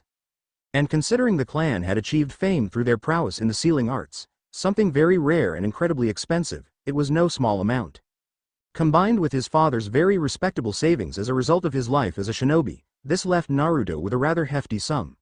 This wasn't even including his godfather's finances, which itself promised access to all the man's fortune to Minato Namikaze and, in the event of the man's death, his immediate family. Indeed, with his parents' fortune and Jiraiya's incredible riches as a result of his writing, Naruto was heir to incalculable riches. It was just a shame the boy knew nothing of it. As a result of this ignorance and his subsequent sticky financial situation as an orphan, Naruto realized he really needed to get a job. Being only 9 somewhat restricted this no civilian would hire such a young child, and very few would hire Naruto himself. The boy wasn't dissuaded, however. He had heard through the academy that the ninja hospital hired any and all academy students interested in helping out. The hospital's exorbitant fees for civilians ensure the place had a hefty pool from which they could provide salaries to their workers. Unfortunately, very few pursued a medical career as a ninja. It was both difficult and niche. This left the hospital short-handed with money to spare. This is where the academy came in. Due to the children not going on missions, they found themselves with much free time, and their position as ninja children meant that exposure to the horrors of the hospital was actually seen as a good thing by their parents. Better they see death in a safe environment than be shell-shocked by it out in the field. Thus the Naidame, in one of his many acts of social reform, instituted the now well-used policy of academy students being paid as helpers at the hospital. It wasn't a very larger salary, and their inexperience and lack of knowledge restricted how they could help, but it was still incredibly helpful for the public service as it reduced the strain on the professionals working. The children were often told to find particular herbs or plants in the forest or simply perform menial jobs in the building, as the medic nin instead focused on helping those in need. Naruto himself was perfectly happy to help out in the building. He had a great understanding of the place from his many times spent there, and found little issue with the jobs he would undertake. In fact, he knew with his clones he would be able to get most of what they required done very easily. So the boy had decided that the very next day he would sign up. Another great part was that anyone could be hired, no questions asked, and he'd be another step closer to independence, another step closer to puppetry. Bird watched the boy fidget nervously in front of an intimidating-look man wearing the white clothing of a Konoha surgeon. Naruto had just asked to be involved in the Academy Hospital Workplace Connections initiative, which in and of itself was curious. After all, from what he had heard from other Anbu members, Bird thought that the blonde brat epitomized laziness. It wasn't so much a lack of drive or initiative as it was a clear desire to do what he wanted in no other way. He seemed incapable of doing anything outside of his own world. Yet here Naruto was, signing up to help the people, as the Naidame once put it. It was very out of character and very odd. Bird couldn't, however, find it in him to be suspicious of the motive behind it. He assumed the child was like any boy of that age and simply desired some extra money for candy and, as all ninja children wanted, pointy weapons. He knew he was the same at that age, although when he was young the war had been going on and he had little time for sweets. Regardless, as he saw the boy bowing in thanks when the surgeon coldly accepted his request, a clear distaste for doing so in his body language, Bird decided it would only be prudent to inform the Hokage of the boy's actions today. It wasn't really his place to decide what was relevant or not. He followed the boy as Naruto turned to leave toward the training ground. The academy day had finished and he wouldn't start working at the hospital until tomorrow. As he watched the boy train, seconds turned into minutes and minutes into hours until he found himself following the young child back to his apartment. Only when the boy looked to be preparing for bed did the Anbu member turn to leave, quickly shining toward the Hokage tower. It wasn't too late and the man would still be in the building, so Bird thought he should report sooner rather than later. He passed the secretary quickly, nodding in her direction as she permitted him to pass. Anbu always had free rein to visit the Hokage. A light knock on the door followed before he heard the grizzled voice of his leader. "Enter." The old shinobi spoke softly and Bird quickly obeyed. As he entered the room he was greeted by the sight of the venerable leader looking over a scroll in interest. The man, after a short moment, looked up and smiled softly at the Anbu. "Ah, Bird. How has your day been?" "Not too bad, I hope." It was an innocent enough question, but Bird knew the underlying demand behind it. After Naruto's experience with the demon in his gut, there had been a sharp increase in hostility toward the boy. In the last week Bird had found himself often throwing a civilian into the Konoha dungeons as punishment for acting against the boy. Of course, the child was never aware, but the Sandaime was still very angry with the proceedings. The elderly man was clearly hoping Bird would present him with some positive news for once in the week rather than a report of another incident. "No problems today, sir." Bird intoned neutrally. The Hokage's face warmed at this slightly. "Good. Yet, you are still in front of me." A dangerous glint entered the man's eyes. "I would request you speak your mind." "I followed flight risk Uzumaki Naruto as per mission parameters. Little out of the ordinary occurred throughout the day. His schedule seems to have evened out somewhat in the last few days." Sarutobi hummed lightly. "Good. I'll inform the Anbu patrols that they can resume previous patterns." Another of the man's countless protection protocols for the Jinchuriki was the ANBU's patrol routine of the village. One Anbu partnership was always within range of the boy and his watcher in the event of a particularly serious incident. It had only ever been employed once, when a particularly rowdy group of shinobi had lost their heads on Naruto's 3rd birthday. Naruto's handler at the time, the Hitaki boy, had been forced to kill the men when he found himself unable to subdue them all at once. The Anbu member had reportedly handed in a transfer request at that point, and the rumor was that he only did so when the Sandame refused his request that he be allowed to interact with the boy personally in order to better protect him. Instead, the Sandame ensured Anbu were always available as backup. Regardless, Hitaki quickly left his position to pursue more dangerous fields in Anbu. "There was a discrepancy, however, sir." Bird hesitated as he thought on how to describe it. "The subject has requested employment at the ninja hospital and his reasons for doing so aren't clear to me." There was a short period of silence as the Sandame leaned backwards to digest what the Anbu member had said. "Naruto's financial situation has always been an issue." The man muttered carefully. "He neither knows of nor is able to access his inheritance due to extenuating circumstances." Bird wasn't sure what inheritance the boy had, but from the tone of the man's voice it was a good size. The Sandame himself only prevented the boy's access due to his knowledge that countless shady individuals, both inside and outside the village, followed those particular bank accounts with great attention. It was logical, he knew, to get wind of a possible successor to the greatest shinobi Konoha had ever seen by watching the man's fortunes. After all, if it was tampered with, then one could assume it was someone related or trusted. "I assume he is doing this for some money."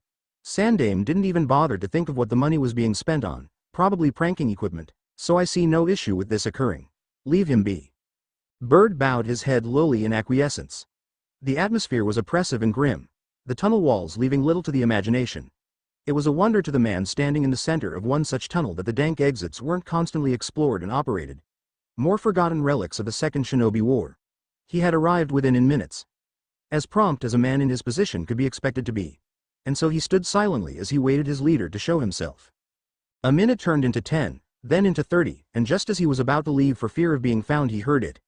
It was a simultaneously soothing and terrifying voice, one he himself had been forced to get used to, and it froze him on the spot immediately. "Ah, my dear subordinate. On time as always." Orochimaru practically grinned as he spoke, sliding across the dark recesses of the tunnel toward the silver-haired genin. Kabuto nodded carefully. "Of course. How could I ever miss one of our encounters?" he replied neutrally. "Oh, I'm sure they just light up your day." At this, Orochimaru laughed darkly before he finally directed his piercing gaze into Kabuto's glasses. "Now, tell me, what has happened in my beloved village recently?" Kabuto held out a mysterious package, the updates to the hospital defenses and new Chunin patrols of the border. As requested. For a moment Kabuto allowed a small amount of satisfaction to seep into him. Getting those had been difficult. Orochimaru slowly retrieved them before hiding them away on his person without so much as a thanks. Kabuto didn't comment on the lack of response. He didn't want to be killed for insolence. "Anything curious I should know about?" Orochimaru asked lightly. Kabuto went to shake his head in denial before hesitating. "There is one thing." "Oh." The Sannin tilted his head curiously. "The Kyuubi Jinchuriki is now aware of his burden." Kabuto pushed the frame of his glasses up as he spoke. "It's rumored he didn't take it too well." "Really?" Orochimaru prodded slowly. His polite tone disguised the demanding stare he was giving his spy. A grim smile filtered onto the fake Konoha nin's face. "Let's just say the Hokage isn't exactly dear old grandfather any longer." Orochimaru's eyes suddenly gleamed, something dark formulating in his mind. How very interesting. If the large smirk on the missing nin's face was anything to go by, Kabuto was sure that Uzumaki Naruto's position had changed in Orochimaru's plans, changed completely. The blonde boy grimaced in frustration as he stared at the life-sized doll in front of him. It was one of the many mannequins one could find in Konoha Hospital and was now one of the many the boy had massacred in his attempts to learn how to control his chakra. The top layer of the model, the skin, seemed perfectly fine, but Naruto knew from the loud, obnoxious beeping of the machine in the room that he had irreversibly damaged the stuffing underneath, simulating the muscle tissue of the doll. Almost, a voice announced calmly behind Naruto, "You fell apart after the skin this time." Naruto turned to the direction of the voice to see Hisoka smiling softly in a small, comfortable chair, her withered form and wise eyes watching his every move. The two of them were in one of the unoccupied study rooms of the hospital. They were intended for medic nin to be able to practice and learn their craft. The institute provided countless ways of doing so, from a library on medicine to old fuinjutsu surgery rooms to what Naruto was using now, simple replications of humans in the form of mannequins. Technically, Naruto realized, he was actually using the rooms correctly because the technique he was practicing was a med nin one, although he was primarily learning to help with his chakra control. Naruto had long since learnt and mastered water walking and was now learning how to project his chakra into an exterior object or person. Hisoka had explained that in order to achieve the refined and delicate chakra strings, Naruto had to have perfect control of and influence over his chakra outside his body. The technique he was learning now, how to cut something underneath its top layer, was the one of the final steps before he would be able to use chakra strings. Naruto couldn't help but groan in frustration. "It's taking so long, I thought this was meant to be easy." Naruto rubbed the back of his head, a nervous tic he had yet to get rid of. "It is easy, at least, for someone with medic nin chakra reserves." Hisoka added, "This is one of the very first things the medical staff learn at the hospital to help with the delicate balance of chakra in medicine. Of course, considering you have more chakra than all of the younger med nin combined, it's not that surprising you're struggling." Naruto sighed. It seemed he was cursed to have to work much harder for control of his chakra than anyone else. Even when he had learned water walking, Hisoka had remarked on how much longer he took. It wasn't all bad though, he got an absolutely kick-ass amount of chakra in return for the extra hard work. "That's enough for today anyway. You're too tired and angry to accomplish the calm movements of the technique." Hisoka seemed to nod to herself. "In fact, take the rest of the day off. I'm sure the hospital can do without you for one evening." But Hisoka Obachan," Naruto began. "Don't worry, you won't lose any money from today. I'll note you down as present." At this she gave a small wink to the young boy who grinned in return. "You're a real crafty lady." The lady simply shrugged. "I'm old, it comes with the territory." When Naruto left the hospital, he decided to head home, oblivious to the masked Anbu member stealthily following his every move from the rooftops. The blonde figured he might as well resume his experimentation in the materials of puppeteering. He'd recently started playing with all types of woods and metals, learning how to refine and bend them to his will with the right tools. From this he had begun to develop his first puppet, or at least, the rough draft of it. Ever since the incident when he was 9, he'd had an idea of what his first puppet would be, and the concept was the hardest part according to Sasori. At least, that's what it said in the books. The red-headed shinobi explained in great detail across many of his accounts that when developing a puppet, it was not the actual production of it nor even the depth of planning required to make all the pieces work that was the hardest part, but rather developing the idea of what exactly your puppet was.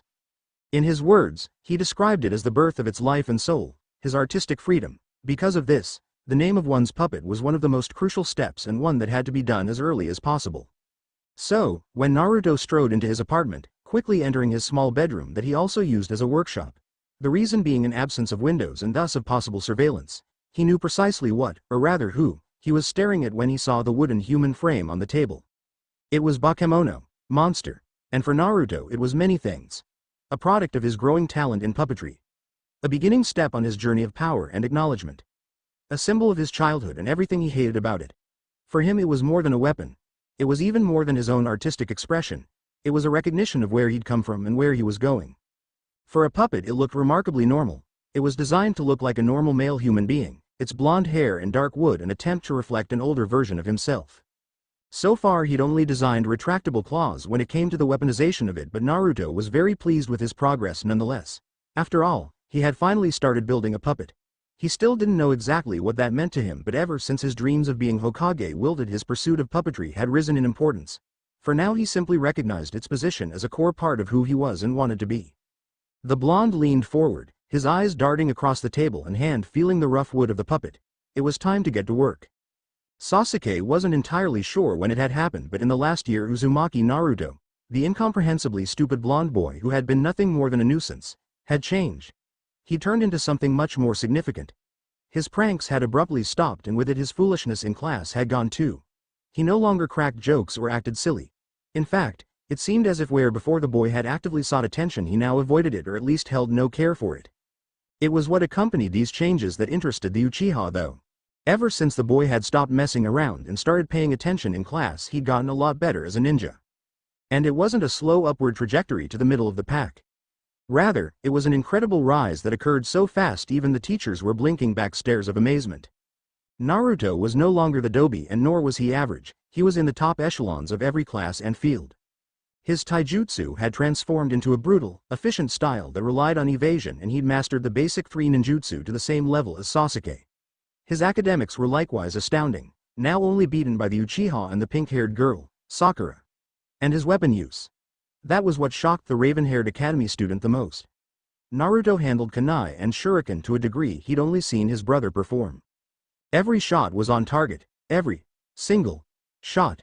This wasn't simple proficiency. Naruto didn't stray from his target down to millimeters. Sasuke found himself dealing with emotions he'd not experienced in over 2 years. He was jealous and in awe of the blonde. It was infuriating for someone who'd promised to be so powerful. Being bested by someone his age in anything meant that he was much farther away from his brother than he could even imagine. It made him feel so utterly disgusted with himself. So when Naruto showed up to weapons training today with an unfamiliar pack on his hip, Sasuke forced himself to take notice. Kunai couldn't possibly fit in the small thing and shuriken were generally held in the standard pouch that he could see Naruto still wearing. That meant that there was something else in there. Alright. Iruka's voice broke through his thoughts, begin. Everyone in the class had been spread out across the academy courtyard, facing a target each. The idea of the training was simple. You would throw your weapon of choice while the teacher strolled up and down the line giving pointers and corrections when needed. It was essentially a free period to work on your weapons throwing but with the possibility of a professional to help. Sasuke normally had no need for the session as his kunai and shuriken skills were so far ahead of his classmates that the teachers rarely found the time or need to help him. While throwing his first kunai, the Uchiha looked over to Naruto who was unclipping the fabric of the pack on his hip. From it he withdrew what looked like Sasuke to be some long, thick needles. In a quick, efficient and scarily mechanical movement the boy took 3 and flung them viciously at his target. They struck the human-shaped board with great power and Sasuke could see all of them had landed in different spots on the body. A small sound of distaste left Naruto's mouth in the form of him clicking his tongue. They hadn't hit the right spots. He still needed to work on his senbon skills. Sasuke frowned heavily as he saw the boy use the new weapons, seemingly grappling with something in his mind. Suddenly, his face returned to a neutral expression as he came to a decision. He quickly turned back to his target and began his own practice. An hour later and the class was dismissed. Naruto turned away, hoping lie under a tree and sketch ideas for puppets. Sasuke, however, walked in the way of his path. The action was subtle but still drew much attention. Uchiha Sasuke didn't approach anyone his age for anything. Naruto blinked in confusion at the boy, not entirely sure what was going on. Uzumaki, the 10-year-old intoned coldly, "You can throw senbon now." It wasn't a question. Naruto grinned, yep. He was mighty proud of it too. Sasuke seemed to consider his response before looking at the blonde with an intense look. "Train with me after class," the boy demanded. Naruto bit back the instinct to agree immediately. A year ago he would have accepted the offer even from Sasuke, his desire for companionship overriding everything else. Now though, he cared much less for others and much more for himself.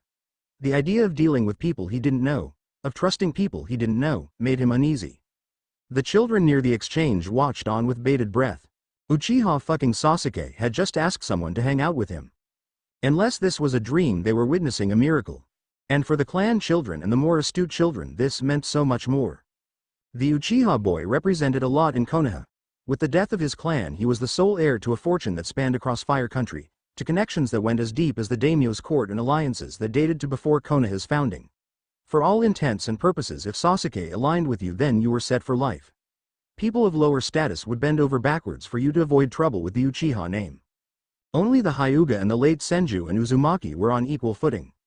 And with the Senju's near extinction and Naruto's lack of public confirmation to the Uzumaki beyond a simple name that may have been given in sympathy, only Hyuga Hinata had the same level of sway in Sasuke's age group. The other clan children knew this. Their clans didn't worry about the power of the Uchiha as much as others, but there was still a level of wariness, of respect for the danger Sasuke might represent to them. So of course they were all suitably concerned when Sasuke implied in front of them that he was interested in Naruto. Because a lot of them had pissed off Naruto in the past, and a vengeful blonde with Uchiha backing would in turn make their parents pissed off. Naruto cared little for any of this though. He only considered, very briefly, if he truly wanted to go down this road again, of being optimistic enough to see the good side of someone. For him it was a simple decision. Sasuke had never, ever even showing an inkling of interest in him before, and, from what he'd seen, Something had happened to him that made him really screwed up in the head. He didn't look like he cared for anyone. "Ah, no thanks," Naruto replied. "Thanks for the offer though." He grinned lightly at the other boy. The crowd that had been subtly watching the conversation collectively widened their eyes in shock. The idiot had just refused Sasuke. They couldn't figure out why or even how someone did that. It was ridiculous.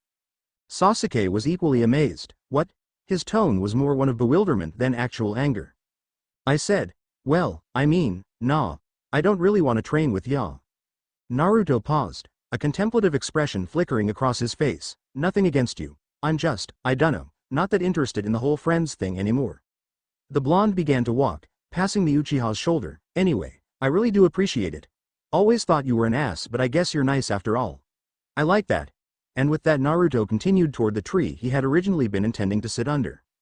The raven-haired boy stood completely still as the boy left, thinking over what exactly had just happened.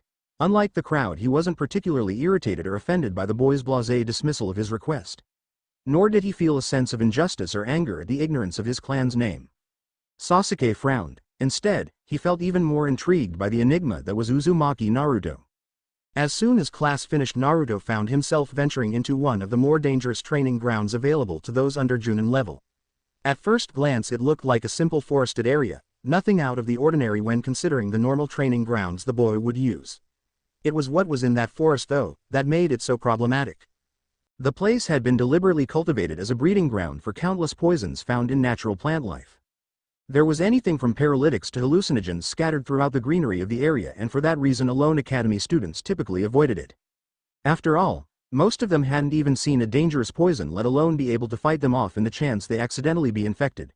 Fortunately for Naruto, in his stomach he had one of the most powerful antitoxins in the world.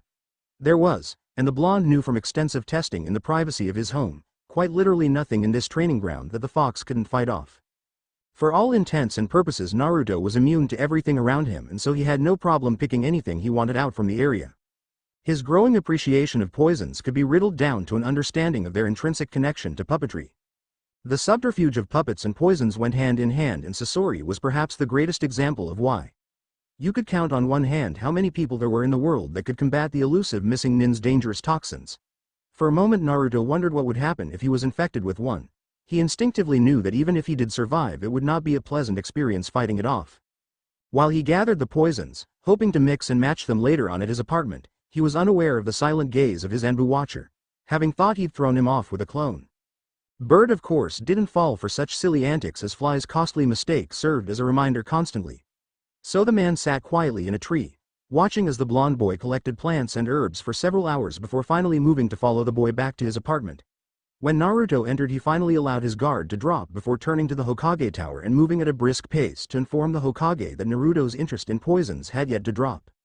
This sudden curiosity in poisons is yet another sign that the boy is improving. Kaharu's voice cut through the air. He's clearly been taking his shinobi studies very seriously since the incident a year ago. The council had gathered once again. Sarutobi Hiruzen sat on one side of the small table, Kaharu and Homura sitting on the other. Taijutsu. 3-road ninjutsu. Second. Academics. 3-road weapons. 1 street, Homura's listed coldly, his voice getting a sharp edge near the end. The only thing that the boy still struggles with in the academy is genjutsu, and even then I've heard his skill is improving rapidly. For all intents and purposes our jinchuriki is starting to live up to its purpose. Kaharu interjected here. I ought to be pleased, but I'm not. She stared directly at the Sandame. Do you know why that is? If it had been anyone else, the Hokage would have rebuked them viciously for their arrogant way of addressing him. I think you do. The Sandame didn't respond. He's stopped seeking attention and apparently lost all interest in friendship with the other children. Homura droned out. For a boy that once screamed to the rooftops about becoming Hokage for acknowledgement, this is a concerning change. Kaharu let out a sharp laugh. Of course he's lost interest. He hates everyone now. Kaharu looked pointedly at the Hokage, expecting a response. Hiruzen desperately wanted to disagree, but nowadays he couldn't be sure. And reports of Naruto's antisocial behavior and countless complaints from civilians stayed his hand. I'll be honest in saying I didn't expect such a negative response to his burden, the Sandame wearily admitted. His teacher, Amino Iruka, one of the few I recognized as having the capability to treat Naruto fairly, has, as you said, spoken very highly of the boy's progress. He rubbed his head at this point. On his social interactions, however, he has little to offer us than what we already know. Another plan failed. Another botched attempt to somehow improve Naruto's life. The teacher was meant to, through common ground, have sympathy for the blonde and form a bond with him. It didn't happen. Hiruzen, Homura intoned carefully, the boy's damaged goods. Kaharu nodded in assent. It's time we consider our options. The Sandame's face darkened in fury. Your hopes of a normal childhood and bonds with people of his generation have failed. At this point, we really owe NL. No, Hiruzen interrupted angrily, not yet. I refuse to give up on Naruto. There are still other ways.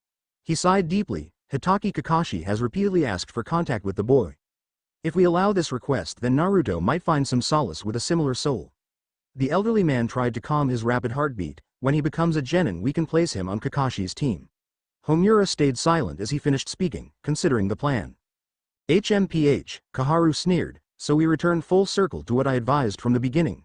She smirked at the man, which is precisely why I can't refuse this option. I know what you're doing, Hiruzen. She cackled loudly. I see no problems with this. And who will be his teammates? Homura demanded. I've recently been informed of an event at the academy. The Sandame explained in great deliberation. Uchiha Sasuke reportedly extended an offer of friendship to Naruto. The two others in the room widened their eyes in surprise. It had been assumed that the Uchiha boy was long beyond any saving thanks to the misguided actions of his brother. So your solution for an antisocial child is to connect him with the only one worse? Homura's voice was, for the first time, filled with great emotion. It was clear he saw no logic in the idea. It's risky, Sarutobi conceded, but the two might find some common ground, and I trust Kakashi to protect them. And control them, was left unsaid. The Hitaki boy. Kaharu contemplated the name. Homura frowned greatly. I don't like this. Of course you don't, Kaharu snorted at him. You don't like anything with a semblance of risk. Her mouth formed a thin line. This idea does have some merit. The Sandame knew that was as close to outright acceptance he would ever get from her. Homura looked between the two of them in displeasure. Fine. He spoke carefully. Let's see how much damage this causes. It was an unusually harsh remark from the usually stoic man. Naruto slowly opened the book splayed out on his bed with great care. It was one of the few books about its subject that those without Junin-level access were permitted to read, and for that reason alone Naruto was very particular in the way he handled it. There weren't any other copies, and with its age and disuse the book looked like it was about to fall apart in his hands. The title was simple. Basic Fuinjutsu. If someone saw the title they'd immediately understand the reason for Naruto being so delicate with it. After all, seals were a mysterious and dangerous art that could only be truly achieved safely with complete mastery. Even those who considered themselves experts of this branch of learning were hesitant to perform their talents. The slightest mistake could completely erode or change a seal to the point where the user's life might not even be the biggest thing at risk. This was something that allowed one to summon gods and to chain demons. It was unequaled in potential and in danger. Of course, Naruto probably wouldn't have anything more than a passing interest in Fuinjutsu beyond an understanding of his own seal if it weren't for his rabid pursuit of puppetry. His idol and the man he wanted to emulate, Sasori, wrote about seals in his accounts and of their usefulness for puppeteers. Even my most basic and amateur understanding of Fuinjutsu opened the door to vast and unending opportunities when concerning puppetry. With the right knowledge one might be able to completely alter the fabric of the art form with seals. To put it simply, with Fuinjutsu it is no longer a question of what is possible for the artist but what is imaginable. Naruto had read the passage in one of the man's many books and scoured the book for more information. His interest piqued. Unfortunately, the red head didn't reveal anything more beyond the most simple applications for seals. Whether this ambiguity was out of self-interest or a protection of the public Naruto didn't know, but he wanted to find out. So Naruto had pursued the issue, researching the topic under a henge at the library. He found countless books referencing the art and some even going so far as to describe the ways it might be used, but struggled to find almost any explanations on learning the art. To his despair, it seemed like the blonde had stumbled on another difficult and obscure shinobi branch.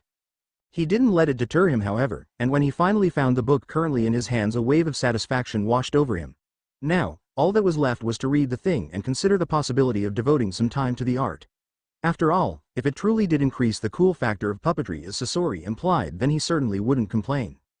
Unfortunately, or fortunately depending on who was asked, Naruto found himself very quickly distracted, for the old Naruto getting caught off track had been a common occurrence and a large factor behind his ineptitude as a shinobi. The new Naruto didn't allow himself to fall into the trap though, using his natural enthusiasm and hyperactivity as fuel for an intensity of focus he hadn't before thought was possible. Thanks for watching. Also remember to subscribe and like this video. See you in the next video.